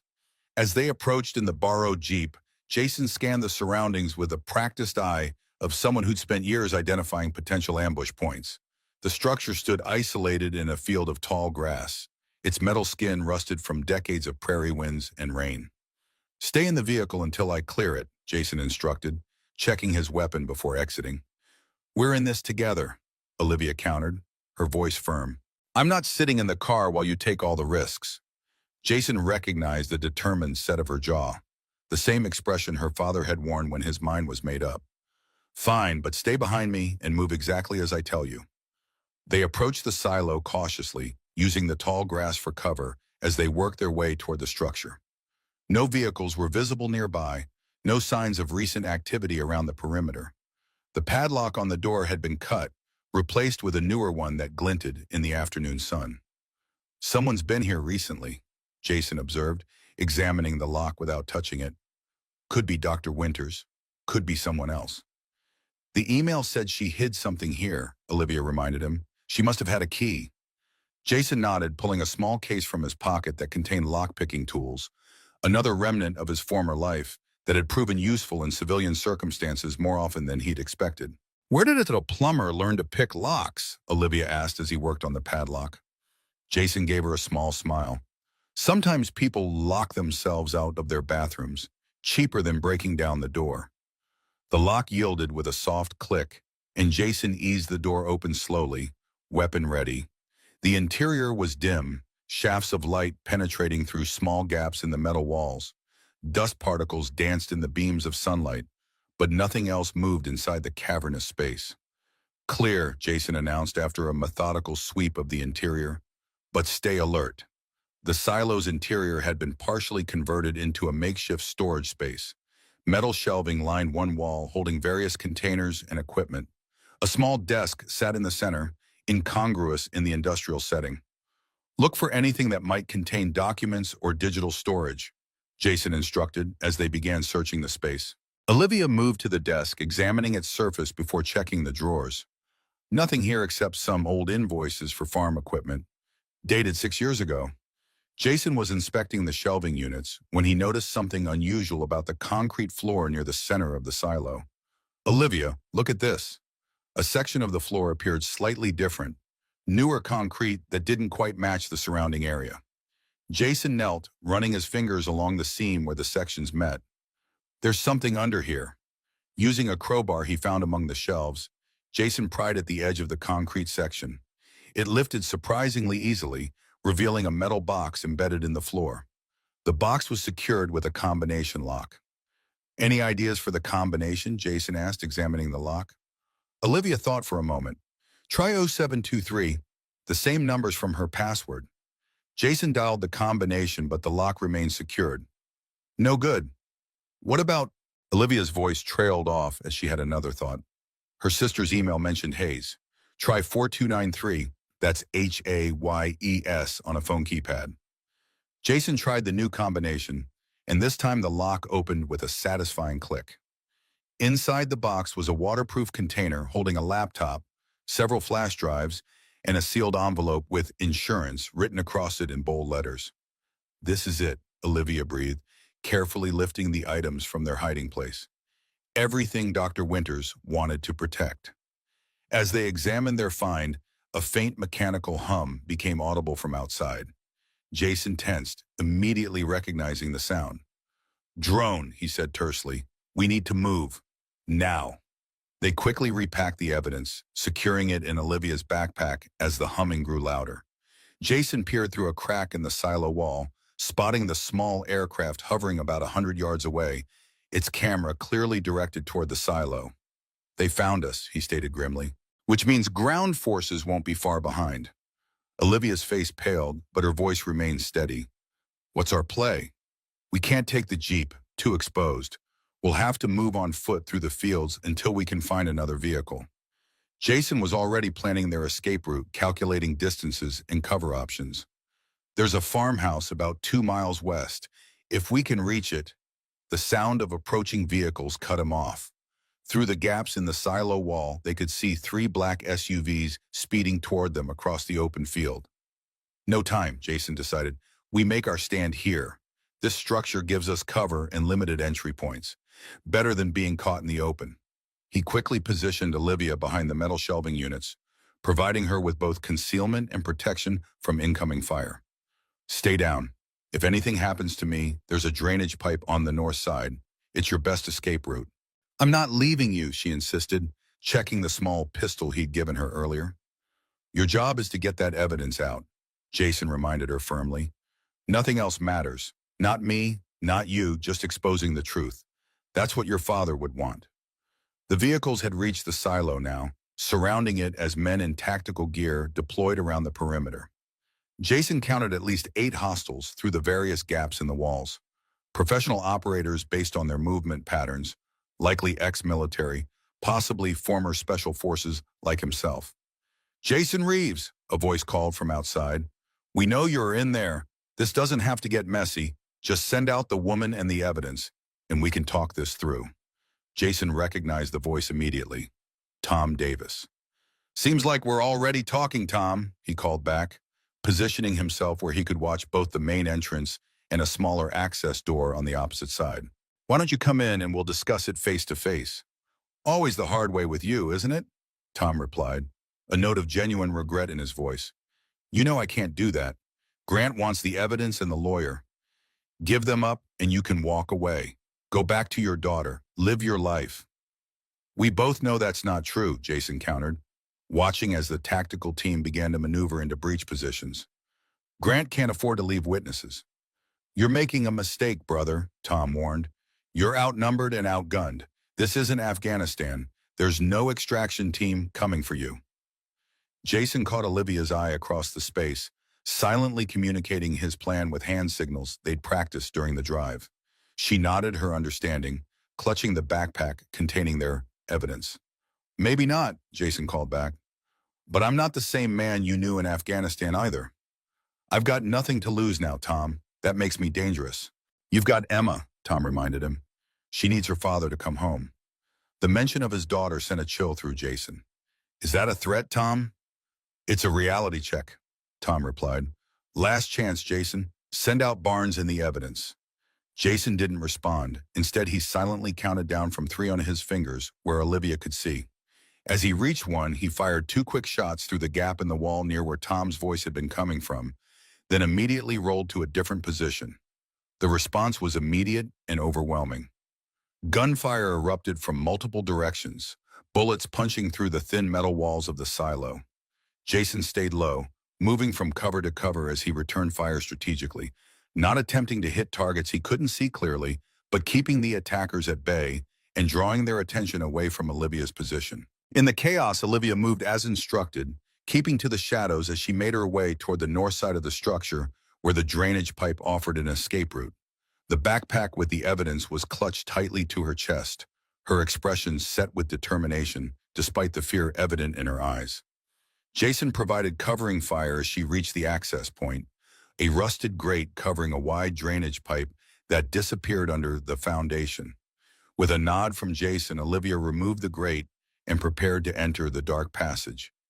"Get to the farmhouse," Jason instructed during a brief lull in the gunfire. "Find a vehicle, get back to Emma, and get that evidence to your Justice Department contact. Don't wait for me." "Jason," she began to protest. "Promise me," he cut her off, his eyes intense. "Emma needs someone to look after her if I don't make it out. Someone who understands what happened to her mother, to her father, someone who shares our values." Olivia held his gaze for a long moment, then nodded. "I promise. But you'd better do everything you can to come back to her." "Count on it," Jason replied with a grim smile. "Now go." As Olivia disappeared into the drainage pipe, Jason turned his full attention to the increasingly precarious tactical situation. The attackers were coordinating their approach, preparing for a breach from multiple entry points. He needed to buy Olivia as much time as possible to get clear before they realized she was gone. Moving to a position near the main entrance, Jason prepared for the coming assault. Years of training had taught him that sometimes the best defense was a good offense. Rather than waiting for them to come to him, he would bring the fight to them.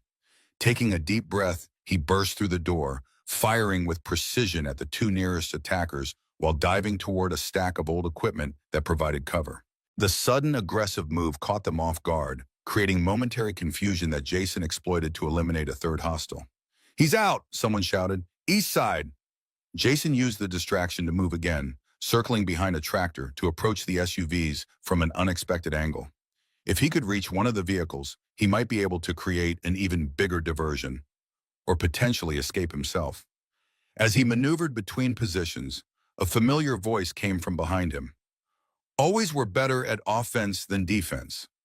Jason turned to find Tom standing 15 feet away, pistol trained on his chest. Unlike the tactical team members, Tom wore civilian clothes, jeans and a button-down shirt under a leather jacket.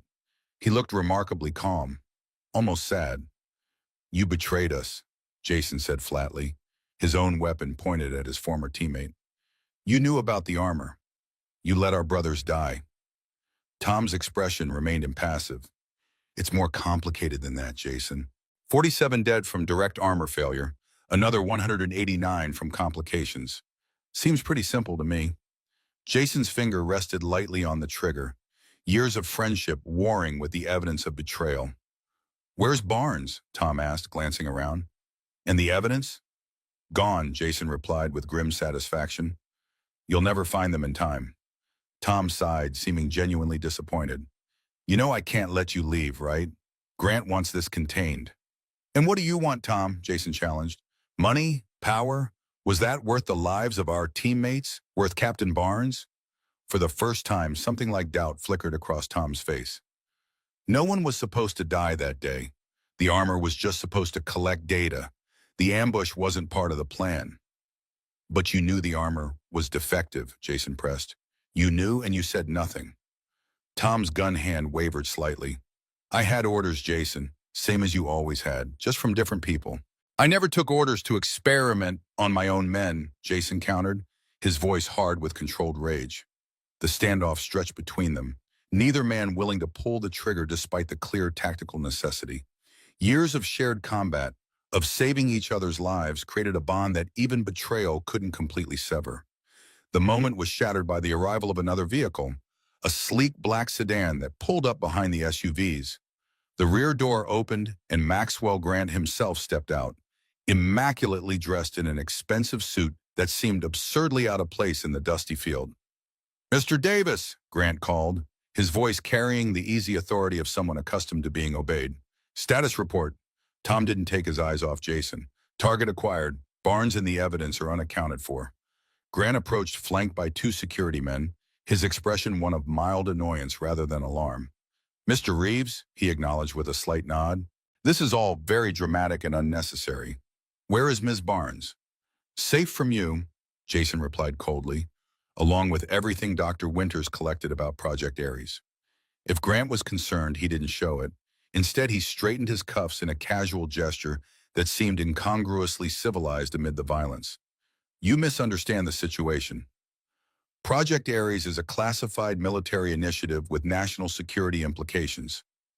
The materials you've stolen are government property. The materials we've stolen document crimes against American soldiers," Jason corrected him. "Soldiers who trusted their government and the contractors who supplied their equipment." Grant smiled thinly. "Progress requires sacrifice, Mr. Reeves. Always has. The data collected from Project Ares has advanced our understanding of human performance enhancement by decades.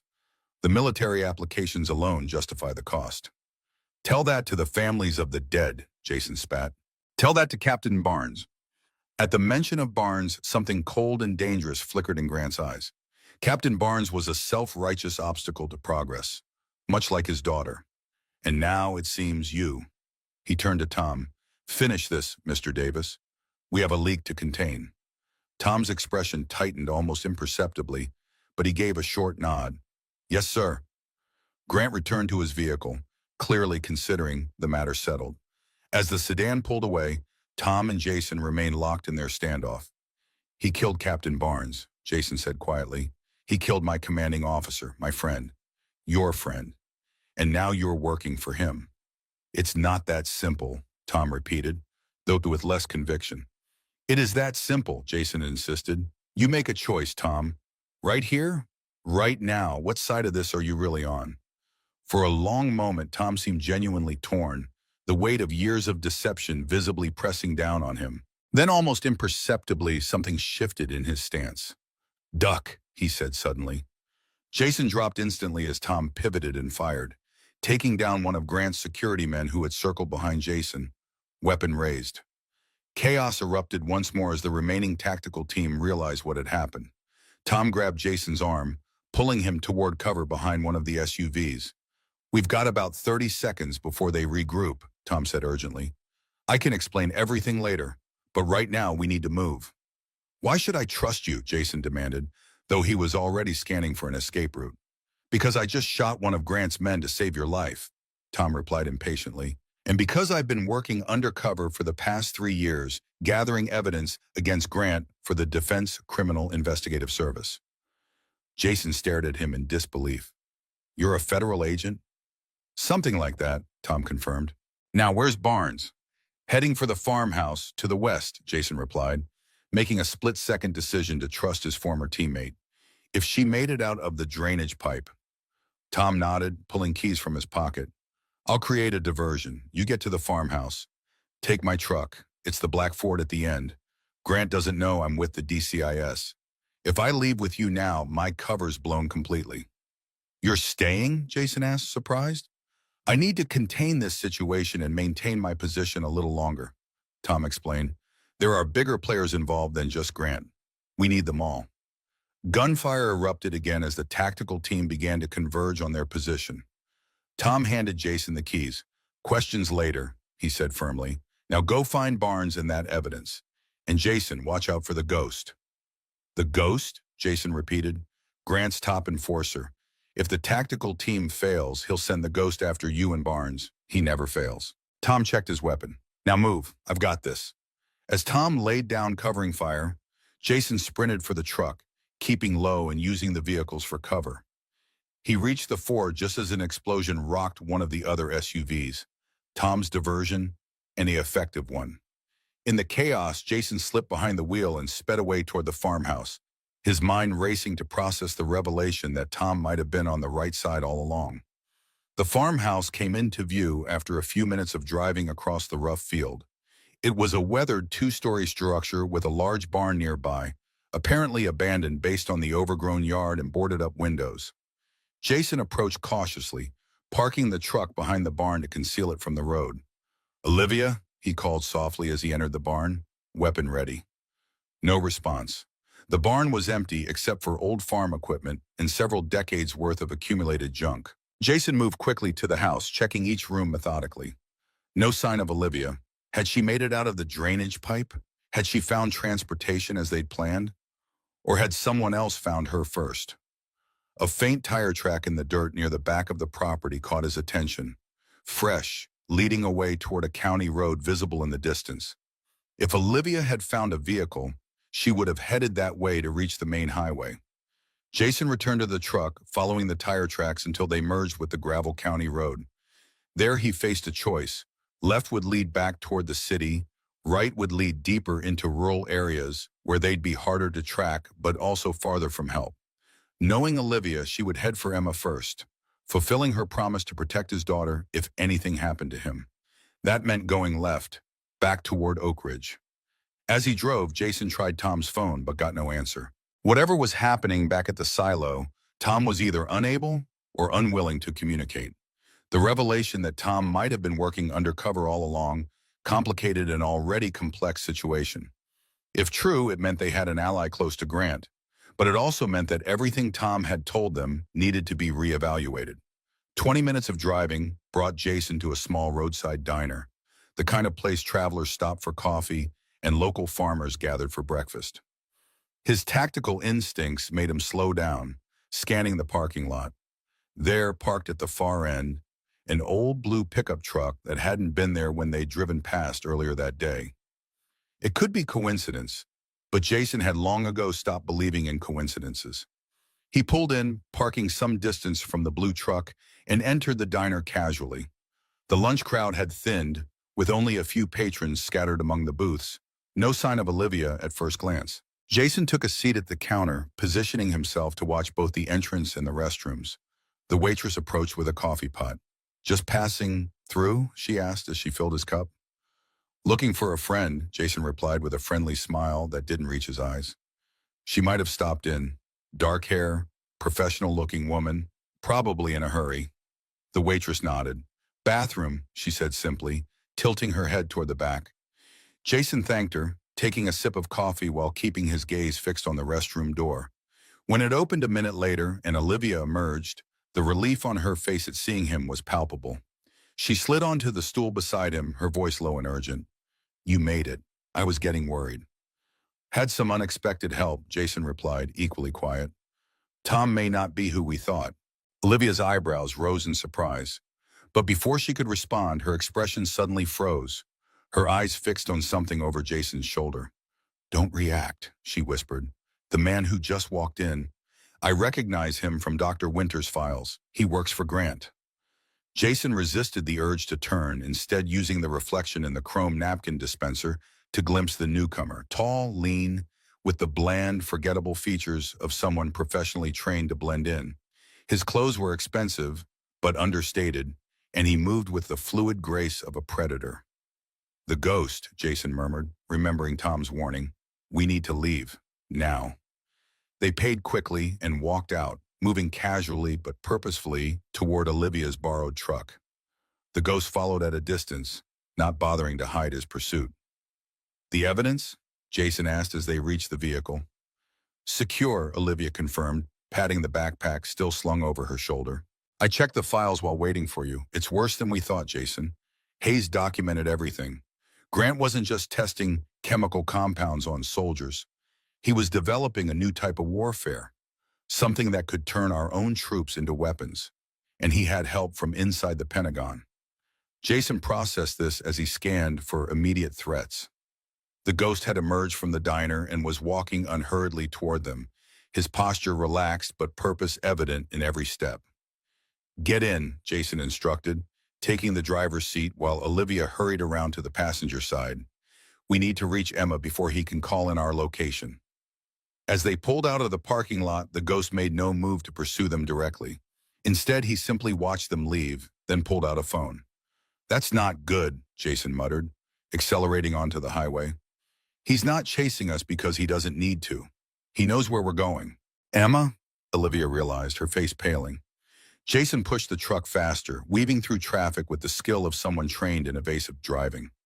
"Call Mrs. Peterson. Tell her to take Emma somewhere public. The library, the mall, anywhere with witnesses. Then call your Justice Department contact. We need to get this evidence into official hands now." As Olivia made the calls, Jason's mind raced through contingencies. The ghost would be heading for Emma too, probably with reinforcements. Grant would throw everything he had at stopping them, now that exposure was imminent. "Mrs. Peterson isn't answering," Olivia reported anxiously, "and my Justice Department contact says he needs at least 2 hours to arrange a secure meeting." "We don't have 2 hours," Jason replied grimly. "We need to get to Emma now." They were still 30 minutes from Oak Ridge when Jason's phone rang. Unknown number. He answered on speaker. "Mr. Reeves," Maxwell Grant's smooth voice filled the cab of the truck. "I believe we have a mutual interest to discuss." "I have nothing to say to you," Jason replied coldly. "Perhaps not to me," Grant acknowledged, "but I think you'll want to speak with someone else." There was a pause, then a small, frightened voice came on the line. "Daddy?" Jason's blood turned to ice. "Emma? Baby, are you okay?" "I'm scared, Daddy," Emma whimpered. "The men said I have to go with them, but Mrs. Peterson is sleeping and won't wake up." "Did they hurt you?" Jason demanded, his voice tight with controlled panic. "No, but—" Emma's voice cut off abruptly, replaced by Grant's again. "She's unharmed, Mr. Reeves, for now. Whether she remains that way depends entirely on you and Ms. Barnes." "If you touch her," Jason began, but Grant cut him off. "Threats are unnecessary and unproductive," he said dismissively. "Here's what's going to happen. You will bring Miss Barnes and all evidence related to Project Ares to the address that will be texted to you. You will come alone, unarmed. Do this, and your daughter goes home safely. Fail to comply, and well, I'm sure a man of your background can imagine the alternatives." The line went dead, followed immediately by a text with an address, a warehouse on the outskirts of the city, isolated and perfect for Grant's purposes. "It's a trap," Olivia said unnecessarily, her face ashen. "Of course it is," Jason agreed, his knuckles white on the steering wheel. "But they have my daughter." Olivia placed a hand on his arm. "We'll get her back, Jason, but we need a plan that doesn't involve handing over the only evidence that can bring Grant down." Jason nodded, his tactical mind already working through scenarios despite the fear gripping his heart. "First, we need backup. Someone Grant doesn't know about or control." "Who do we have left to trust?" Olivia asked. Jason thought for a moment, then made a decision. "Martinez. If Tom was telling the truth about working undercover, Then Martinez might be too. It's a risk, but we're out of options. As they raced toward the city, Jason made the call that would either save them all or deliver them directly into Grant's hands. Everything now depended on whether the bonds forged in combat could withstand years of deception and betrayal. The warehouse loomed ahead, a hulking shadow against the darkening sky. Jason parked the truck half a mile away, using the cover of an abandoned gas station to conceal their approach. The sun was setting, painting the industrial landscape in hues of orange and purple as shadows lengthened across the cracked concrete. "Are you sure about this?" Olivia asked, her voice tight with tension as she checked the backpack containing their evidence one last time. "No," Jason admitted, "but it's the only play we've got." He adjusted the earpiece Martinez had provided, a small flesh-colored device nearly invisible once in place. "Martinez, comm check," he murmured. "Reading you 5 by 5, came the response in his ear. Miguel Martinez, once a fellow SEAL and now their only hope for backup, had responded to Jason's call without hesitation. Whether that was loyalty or another layer of deception remained to be seen. "Remember," Jason told Olivia as they prepared to move, "stay close to me. No matter what happens, no matter what Grant says or does, don't let them separate us." Olivia nodded, her face pale but determined. In the few days they'd known each other, she'd demonstrated a resilience that reminded Jason powerfully of her father. Captain Barnes would have been proud of the woman his daughter had become. "We're going to get Emma back," she said with quiet conviction. "And we're going to make Grant pay for everything he's done." Jason checked his watch, 7:28 p.m. Grant had given them until 8 p.m. to surrender themselves and the evidence. They were early, which was intentional. The more time they had to assess the situation before making contact, the better their chances. "Martinez, we're moving to the warehouse now," Jason whispered. "Any sign of Tom?" "Negative," Martinez replied. "No contact since you left the silo. But I've got eyes on the warehouse. 4 vehicles, minimum 8 hostiles plus Grant himself. No visual on your daughter yet." Jason absorbed this information, his tactical mind evaluating angles of approach and potential extraction points. "Acknowledged. Stay dark until my signal." They moved through the growing darkness with practiced stealth, Jason leading the way through overgrown loading areas and around rusting equipment. As they neared the warehouse, he could make out the vehicles Martinez had reported. 2 black SUVs, a silver sedan that likely belonged to Grant, and a nondescript van parked near the main entrance. "There," Olivia whispered, pointing to a small window on the warehouse's second level where a light was visible. "Could be where they're holding Emma." Jason nodded, adjusting their approach to circle around to that side of the building. Years of special operations had taught him to gather as much intelligence as possible before committing to action. Right now, Emma's location was the critical unknown. They reached a side entrance, finding it guarded by a single man in tactical gear who looked bored as he smoked a cigarette. Jason signaled for Olivia to stay hidden, then moved silently through the shadows. The guard never saw him coming. A quick chokehold, and the man was unconscious, his radio and weapon now in Jason's possession. "One down," Jason reported quietly into his comm. "We're entering the east side." The interior of the warehouse was dimly lit, with most of the illumination coming from the second floor. The ground level was a maze of abandoned machinery and shipping containers, providing ample cover for their approach. Jason led the way, moving from shadow to shadow with Olivia following closely.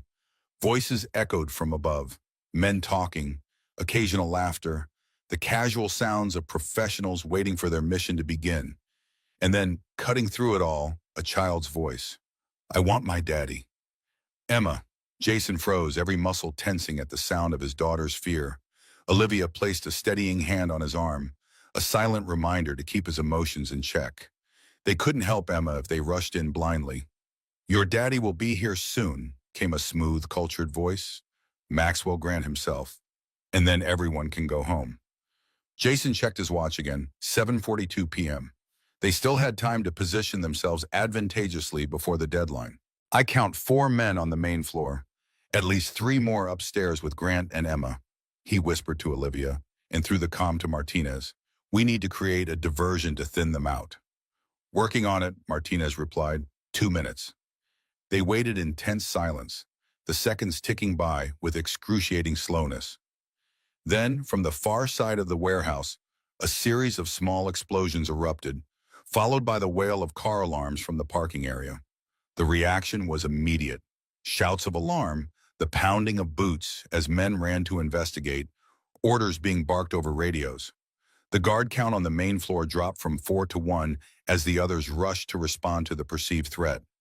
Now, Jason whispered, moving quickly toward the stairs, with Olivia right behind him. They encountered the remaining guard at the base of the metal staircase.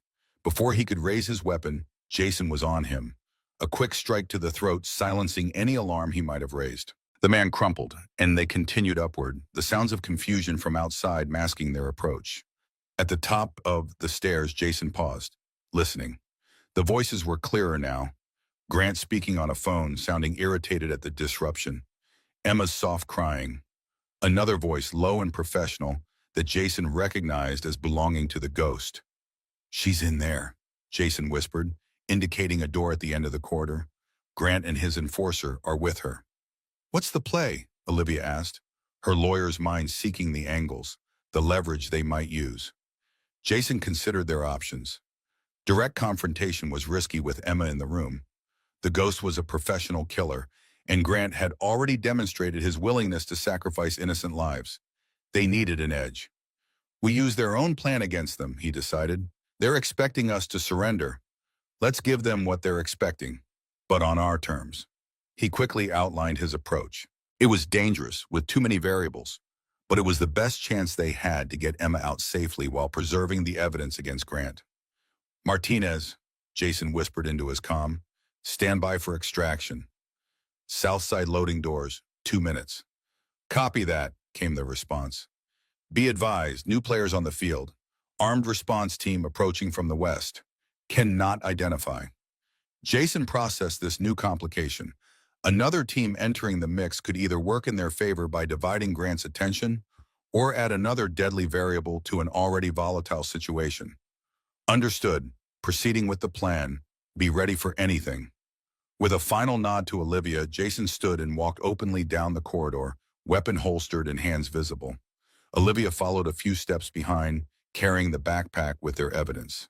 "Grant," Jason called out as he approached the door. "I'm here as agreed. Let my daughter go." The door swung open, revealing Maxwell Grant standing behind a desk, looking every inch the corporate executive despite the unusual setting. Emma sat in a chair to his right, her small face tear-streaked but lighting up at the sight of her father. The ghost stood beside her, his hand resting casually on her shoulder. A clear threat. "Mr. Reeves," Grant acknowledged with a thin smile. "Precisely on time. Military punctuality, I presume." "Let her go," Jason repeated, his voice level despite the rage boiling inside him at the sight of his daughter in the hands of these men. "You have me. You have the evidence. Emma's not part of this."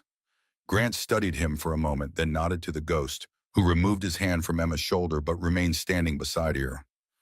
"The evidence first," Grant instructed, gesturing to the backpack Olivia carried. Olivia stepped forward, placing the backpack on the desk. Grant opened it, examining the laptop and flash drives with evident satisfaction. "Very good," he said. "Now, Ms. Barnes, your phone as well. I know you've made copies." Olivia hesitated, then placed her phone on the desk beside the backpack. Grant smiled, the expression never reaching his cold eyes. "You see, civilized people can resolve their differences without unpleasantness." He turned to the ghost. "Verify the materials are complete." As the ghost moved to examine the evidence, Jason took a half step closer to Emma. "It's okay, sweetheart," he said softly. "Everything's going to be fine now." Emma looked up at him with complete trust, the same trust she'd shown when he promised her a normal life in Oak Ridge, the same trust she'd shown every time he told her the monsters weren't real. Only this time, the monsters were very real, and they were standing in this room. The ghost finished his inspection, giving Grant a short nod. "It appears to be all here, sir." "Excellent," Grant replied, his demeanor relaxing slightly. "Now, I believe we had an agreement. The child can go." He gestured to Emma, who immediately ran to her father. Jason knelt, wrapping his arms around her tightly, feeling her small body tremble against his. "You came," she whispered, her voice muffled against his shoulder. "Always," Jason promised. "I will always come for you." Over Emma's head, he met Olivia's gaze, a silent message passing between them. The next part of their plan was the most dangerous, but it was their only chance to salvage both Emma's safety and the evidence against Grant. "Mr. Reeves," Grant said, interrupting the reunion, "while this is touching, we have unfinished business. Your daughter is free to go, but you and Ms. Barnes will be staying with us for a while longer." "That wasn't our agreement," Jason objected, still holding Emma protectively. Grant's smile turned cold. "The agreement was that your daughter would go home safely, and she will, just not with you." At a signal from Grant, the door opened again, and another of his security men entered. "This man will escort young Emma back to Mrs. Peterson. You and I have matters to discuss regarding your future silence on certain topics." Jason felt Emma's arms tighten around his neck. "No, Daddy, I want to stay with you," she pleaded. "It's okay, sweetheart," Jason assured her, though his heart was breaking. "Remember what we talked about being brave when things get scary?" Emma nodded, her eyes wide. "Like when Mom was sick." "Exactly like that," Jason confirmed. "I need you to be brave now. Go with this man, and I'll come find you very soon. I promise." He looked directly at the security man, his gaze communicating a clear threat despite his gentle words to Emma. "My daughter better arrive safely at Mrs. Peterson's house, completely unharmed, or there won't be anywhere on this earth you can hide from me." The man swallowed visibly, nodding his understanding. Jason turned back to Emma, brushing a strand of hair from her face. "I love you more than all the stars in the sky," he told her, their special phrase. "I love you more than all the sand on the beach," she replied automatically, completing their ritual. With a final hug, Jason released her, watching as she reluctantly took the security man's outstretched hand. As they left the room, Emma looked back over her shoulder, her eyes meeting his one last time before the door closed between them. The moment Emma was gone, the atmosphere in the room shifted palpably. Grant's false civility dropped away, replaced by cold calculation. "Now then," he said, sitting back in his chair, "let's discuss the terms of your continued existence." "There's nothing to discuss," Jason replied, his posture changing subtly as he gauged distances and angles within the room. "You're going to prison, Grant, for treason, for murder, for experimenting on American soldiers." Grant laughed, genuinely amused. "You still don't understand the world you're living in, do you? Project Ares has support at the highest levels of government. The Pentagon, Congress, even the White House has tacitly approved our work. They understand what's at stake, the next generation of warfare, where our soldiers become the ultimate weapons." "You're insane," Olivia said, speaking for the first time since entering the room. "Those are human beings, not lab rats."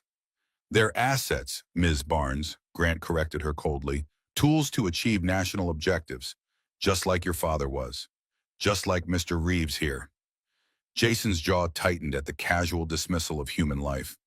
"Is that how you justified killing Captain Barnes? Calling him a tool?"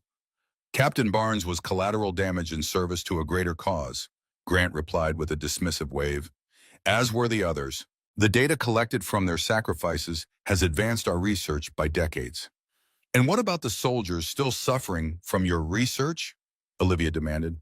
"The ones dying slowly from organ failure and cancer?" Grant's expression hardened. "War has always had casualties, Ms. Barnes. Your father understood that, even if he ultimately lacked the vision to see the bigger picture." As Grant spoke, Jason was aware of movement outside, the faint sounds of approaching forces that his trained ears detected even through the warehouse walls. Martinez's warning about new players entering the field was materializing. "Enough talk," the ghost interrupted, his professional assessment of the situation apparently reaching the same conclusion as Jason's. "We need to move, sir. Now." Grant nodded, standing. "Indeed, I'm afraid our time together has come to an end, Mr. Reeves, Ms. Barnes. The ghost will ensure you're never in a position to threaten Project Ares again." He gathered the evidence from his desk, placing it in a secure briefcase. "A shame, really. Your skills could have been valuable to our program, Mr. Reeves. Your daughter as well, in time." The mention of Emma in connection with Project Ares sent a surge of rage through Jason. Before he could act on it, the warehouse was suddenly plunged into darkness as the power was cut. In the same instant, the window shattered as stun grenades exploded throughout the building. Martinez, now, Jason shouted into his comm, grabbing Olivia and pulling her down behind the desk as the room erupted in chaos. The ghost moved with lightning speed, drawing his weapon and firing toward the door as shadowy figures breached the room. Grant ducked behind a filing cabinet, clutching the briefcase containing the evidence. Gunfire erupted from multiple directions, the muzzle flashes providing strobe-like illumination of the unfolding battle. Jason kept Olivia close, using the confusion to maneuver around the desk toward Grant. "Stay down," he instructed her as he moved, his focus entirely on the briefcase and the man holding it.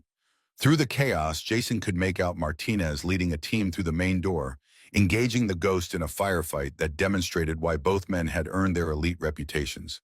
But it was the second team, the new players Martinez had warned about, that caught Jason's attention as they rappelled through the windows. Their tactical gear was unmarked, their movements disciplined and coordinated. Not Grant's men, but not standard law enforcement either. As one of them passed near Jason's position, a flash of recognition hit him. The man's face was familiar, one of Tom's friends from outside the SEAL teams. DCIS, Jason realized aloud. Tom's people, the Defense Criminal Investigative Service. The undercover operation Tom had mentioned was real, and now they were executing a raid to capture Grant and secure the evidence. Using the cover provided by the two-pronged assault, Jason closed in on Grant, who was attempting to escape through a side door with the briefcase. With a burst of speed, Jason tackled him, sending them both crashing to the floor. The briefcase skidded away across the concrete. Grant fought with surprising strength for a man of his age and occupation, landing a solid punch to Jason's jaw before reaching into his jacket. Jason caught a glint of metal, a concealed pistol, and reacted instantly, grabbing Grant's wrist and slamming it against the floor until the weapon clattered away. "It's over, Grant," Jason growled, pinning the older man beneath him. "Your project, your freedom, all of it." Grant's face contorted with rage and then unexpectedly shifted to a smile. "You think this ends with me? I'm just one node in a network that spans governments, corporations, military branches. Cut me off, and two more will take my place." "Maybe," Jason acknowledged, pulling Grant to his feet and securing his hands behind his back with zip ties. "But you won't be around to see it." As the gunfire died down, emergency lights kicked on, casting the warehouse in an eerie red glow. The ghost lay wounded but alive, surrounded by Martinez's team. Grant's other men had either fled, been captured, or were down. The DCIS team was securing the scene with professional efficiency. Olivia emerged from cover, retrieving the briefcase containing their evidence. Her face was smudged with dust, but her eyes shone with the fire of victory. "Jason," she called, pointing toward the main entrance, where a familiar figure was striding in, flanked by federal agents. "Look." Tom Davis entered the warehouse, no longer playing the role of Grant's enforcer. He wore a tactical vest with DCIS clearly marked, his bearing that of a man in command. His eyes met Jason's across the room, a mixture of relief and apprehension in his gaze. "You made it," Tom said as he approached. "I wasn't sure my message about the ghost would get through in time." "Almost didn't," Jason replied, still not entirely ready to trust his former teammate despite the evidence of his true allegiance surrounding them. "You've got a lot of explaining to do, Tom." Tom nodded, accepting the weight of years of deception. 3 years undercover, tracking Project Ares from the inside. I couldn't tell anyone, not even you. Especially not you after what happened to Captain Barnes. "You let us believe you were working for Grant," Olivia interjected, her tone accusatory despite the clear evidence that Tom was on their side. "I had to," Tom replied simply. "My cover was too important to risk. We knew Grant was just one part of a larger conspiracy. We needed to identify all the players." He turned to Jason, his expression grave. "I never knew about the ambush in Afghanistan. That wasn't part of the plan. When I realized what had happened, what they'd done to our team, to Captain Barnes," he trailed off, the weight of his complicity, however unwitting, evident in his voice. Before Jason could respond, Martinez joined them, his tactical gear showing signs of the recent firefight. "Building secure," he reported. "Grant's men are either in custody or fled." "The evidence?" Olivia held up the briefcase. "All here, plus what we found at Dr. Winter's hiding place." Martinez nodded with satisfaction. "Good. DCIS has a secure transport waiting to take it directly to the Justice Department. This ends tonight. Emma? Jason asked, his thoughts returning to his daughter now that the immediate threat was contained. Safe, Martinez assured him. I had a team intercept Grant's man before they left the warehouse perimeter. She's waiting for you outside. Relief washed over Jason, the tension of the past days finally beginning to ease. It wasn't over. The legal battles, the testimony, the exposure of Project Ares would take months, perhaps years. But the immediate danger had passed, and Emma was safe. Outside the warehouse, emergency vehicles were arriving, their lights painting the night in flashes of red and blue. Federal agents swarmed the area, securing evidence and taking statements. In the midst of it all, sitting on the tailgate of an SUV with a blanket around her shoulders and a hot chocolate in her hands, was Emma. "Daddy!" she cried when she saw him, jumping down and running toward him. Jason swept her up in his arms, holding her tightly as if he might never let go again. "Hey, princess," he murmured into her hair. "You okay?" Emma nodded against his shoulder. "I was brave, just like you said to be." "The bravest," Jason agreed, his voice thick with emotion. "Braver than any SEAL I ever knew." Olivia approached cautiously, not wanting to intrude on their reunion. Emma spotted her and smiled, reaching out a hand. "Miss Olivia, you came too." Olivia took the small hand in hers, smiling through tears of relief. "Of course I did. We're a team, remember?" The three of them stood together in the chaos of the raid's aftermath, a small island of connection amidst the professional activity surrounding them. Tom approached after a few minutes, his expression cautious. "Jason," he began, "I know you have questions. I owe you answers." Jason studied his former teammate, weighing the years of friendship against the years of deception. Later, he decided, right now I just want to take my daughter home. Tom nodded in understanding. "The DCIS will need statements from both of you, but it can wait until tomorrow. Grant's not going anywhere, and neither is the evidence." As if on cue, federal agents led Maxwell Grant past them toward a waiting vehicle. The once powerful CEO was diminished now, his expensive suit dusty and torn, his hands cuffed behind his back. He paused when he saw Jason, his expression a mixture of hatred and grudging respect. "This isn't over, Reeves," he said quietly. "Men like me don't stay in prison." Jason met his gaze steadily, Emma still in his arms. "For what you've done, for Captain Barnes, for Dr. Winters, for all those soldiers, yes, you will." Grant's eyes narrowed. "You think you've won, but you've only scratched the surface. Project Ares has roots you can't imagine. The work will continue, with or without me." "Maybe," Jason acknowledged, "but not today. And not with you."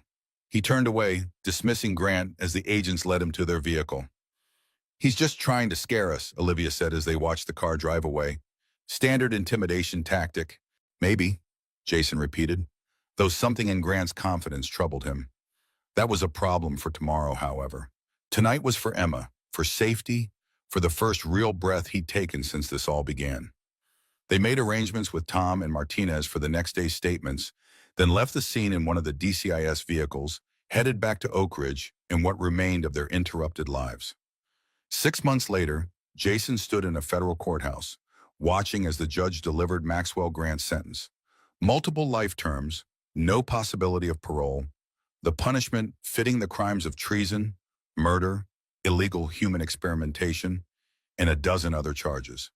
The evidence Olivia had assembled, combined with Dr. Winters' documentation and Cameron Hayes' testimony, had created an airtight case even Grant's expensive legal team couldn't dismantle. The investigation had expanded well beyond Grant himself, reaching into the Pentagon, defense contractors, and even Congress.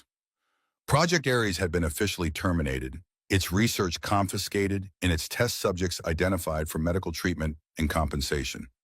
The system had worked, however imperfectly, however belatedly. Olivia stood beside Jason in the courtroom, her hand finding his as the sentence was read. Her legal expertise had been instrumental in navigating the complex case, ensuring that no technicality or procedural error would give Grant an escape route. The prosecutor had even offered her a position with the Justice Department, recognizing her skill and dedication. As they left the courthouse, reporters clamored for statements, cameras flashing in the spring sunshine. Olivia handled them with practiced ease, giving just enough information to satisfy their hunger for headlines without compromising the ongoing investigations into Project Ares' wider network. "Is it really over?" Jason asked as they walked down the courthouse steps, away from the media frenzy. Olivia considered the question seriously. "Grant is finished, the project is shut down, the soldiers affected are getting treatment and compensation." She squeezed his hand. "So yes, this part is over, but the work of preventing the next Project Ares, that continues." Jason nodded, understanding her meaning. The fundamental dynamics that had allowed Project Ares to exist, the prioritization of military advantage over human rights, the corruption of oversight processes, the culture of secrecy, remained largely intact. Today's victory was significant but not comprehensive. "Then we keep working," he said simply. They reached Jason's truck, parked a block from the courthouse to avoid the media. Emma was waiting for them at Olivia's house, looked after by Mrs. Peterson, while they attended the sentencing. In the months since the warehouse raid, the three of them had formed a new kind of family, not replacing what each had lost, but building something new from the shared experience of trauma and recovery. Olivia's house had become their sanctuary, the art room Emma's special domain where she processed her experiences through painting. Jason had started a small business combining his plumbing skills with security consulting for veterans, helping them protect their homes while also finding employment for former service members struggling to transition to civilian life. They had healed together, finding in each other the support needed to face both past losses and future challenges. Captain Barnes and Laura were still honored, still mourned, but no longer ghosts haunting every moment of happiness. As they drove back to Oak Ridge, to Emma, to the life they were building, Jason reflected on the strange journey that had led him here. From Navy SEAL to small-town plumber to reluctant hero and back to something in between, a man who had finally stopped running from his past without being consumed by it. "What are you thinking about?" Olivia asked, noticing his contemplative silence. "Second chances," Jason replied honestly. "How sometimes the path forward isn't what you expected." Olivia smiled, understanding perfectly. "My father used to say that the truest navigation isn't about finding your way back to where you started, but about discovering where you're actually meant to be." "Smart man, your father," Jason said, returning her smile. "He would have liked you," Olivia told him. "Not just because you were a good soldier, but because you understand what really matters."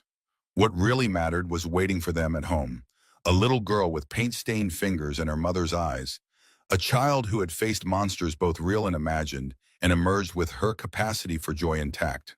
Emma had taught Jason what Captain Barnes had tried to show him years ago, that true strength came not from standing alone, but from finding the right people to stand with. When they arrived home, Emma was in the front yard with Mrs. Peterson, planting flowers in the spring soil. Her face lit up at the sight of them, and she ran to meet their truck, eager to hear the news. "Did the bad man go to jail?" she asked, her understanding of the complex case reduced to the simple elements an 8-year-old could grasp. "Yes, sweetheart," Jason assured her, lifting her into his arms. "He's going to be in jail for a very long time." Emma nodded solemnly. "Good, he hurt a lot of people." "He did," Olivia agreed, joining them. "But now he can't hurt anyone else, and the people he did hurt are getting help." Emma seemed satisfied with this resolution, her attention already shifting to more immediate concerns. "I planted sunflowers. Mrs. Peterson says they'll grow taller than you, Daddy." "Is that so?" Jason asked, setting her down so she could lead them to her gardening project. As Emma excitedly explained her planting technique, Jason caught Olivia's eye over their daughter's head. The shared look contained all they didn't need to say aloud: gratitude for their survival, acknowledgement of the path still ahead, and the quiet joy of building something worth protecting. Captain Barnes had saved Jason's life in Afghanistan, but Olivia had saved something even more important: his ability to live that life fully, to be not just Emma's protector, but her example of how to move forward after loss. The three of them continued their tour of Emma's garden, their voices mingling with the spring breeze as the sun began its descent toward the horizon. Tomorrow would bring new challenges, testimony to give, systems to reform, healing still to do. But today, in this moment, they were simply a family finding their way together, planting seeds for a future they would grow together. In the distance, DiNapoli's restaurant was preparing for the Friday night crowd, their table by the window reserved as always. Some traditions were worth preserving, even as new ones took root alongside them. Life moved forward, not in a straight line, but in a series of unexpected turns that sometimes, if you were lucky, led you exactly where you needed to be.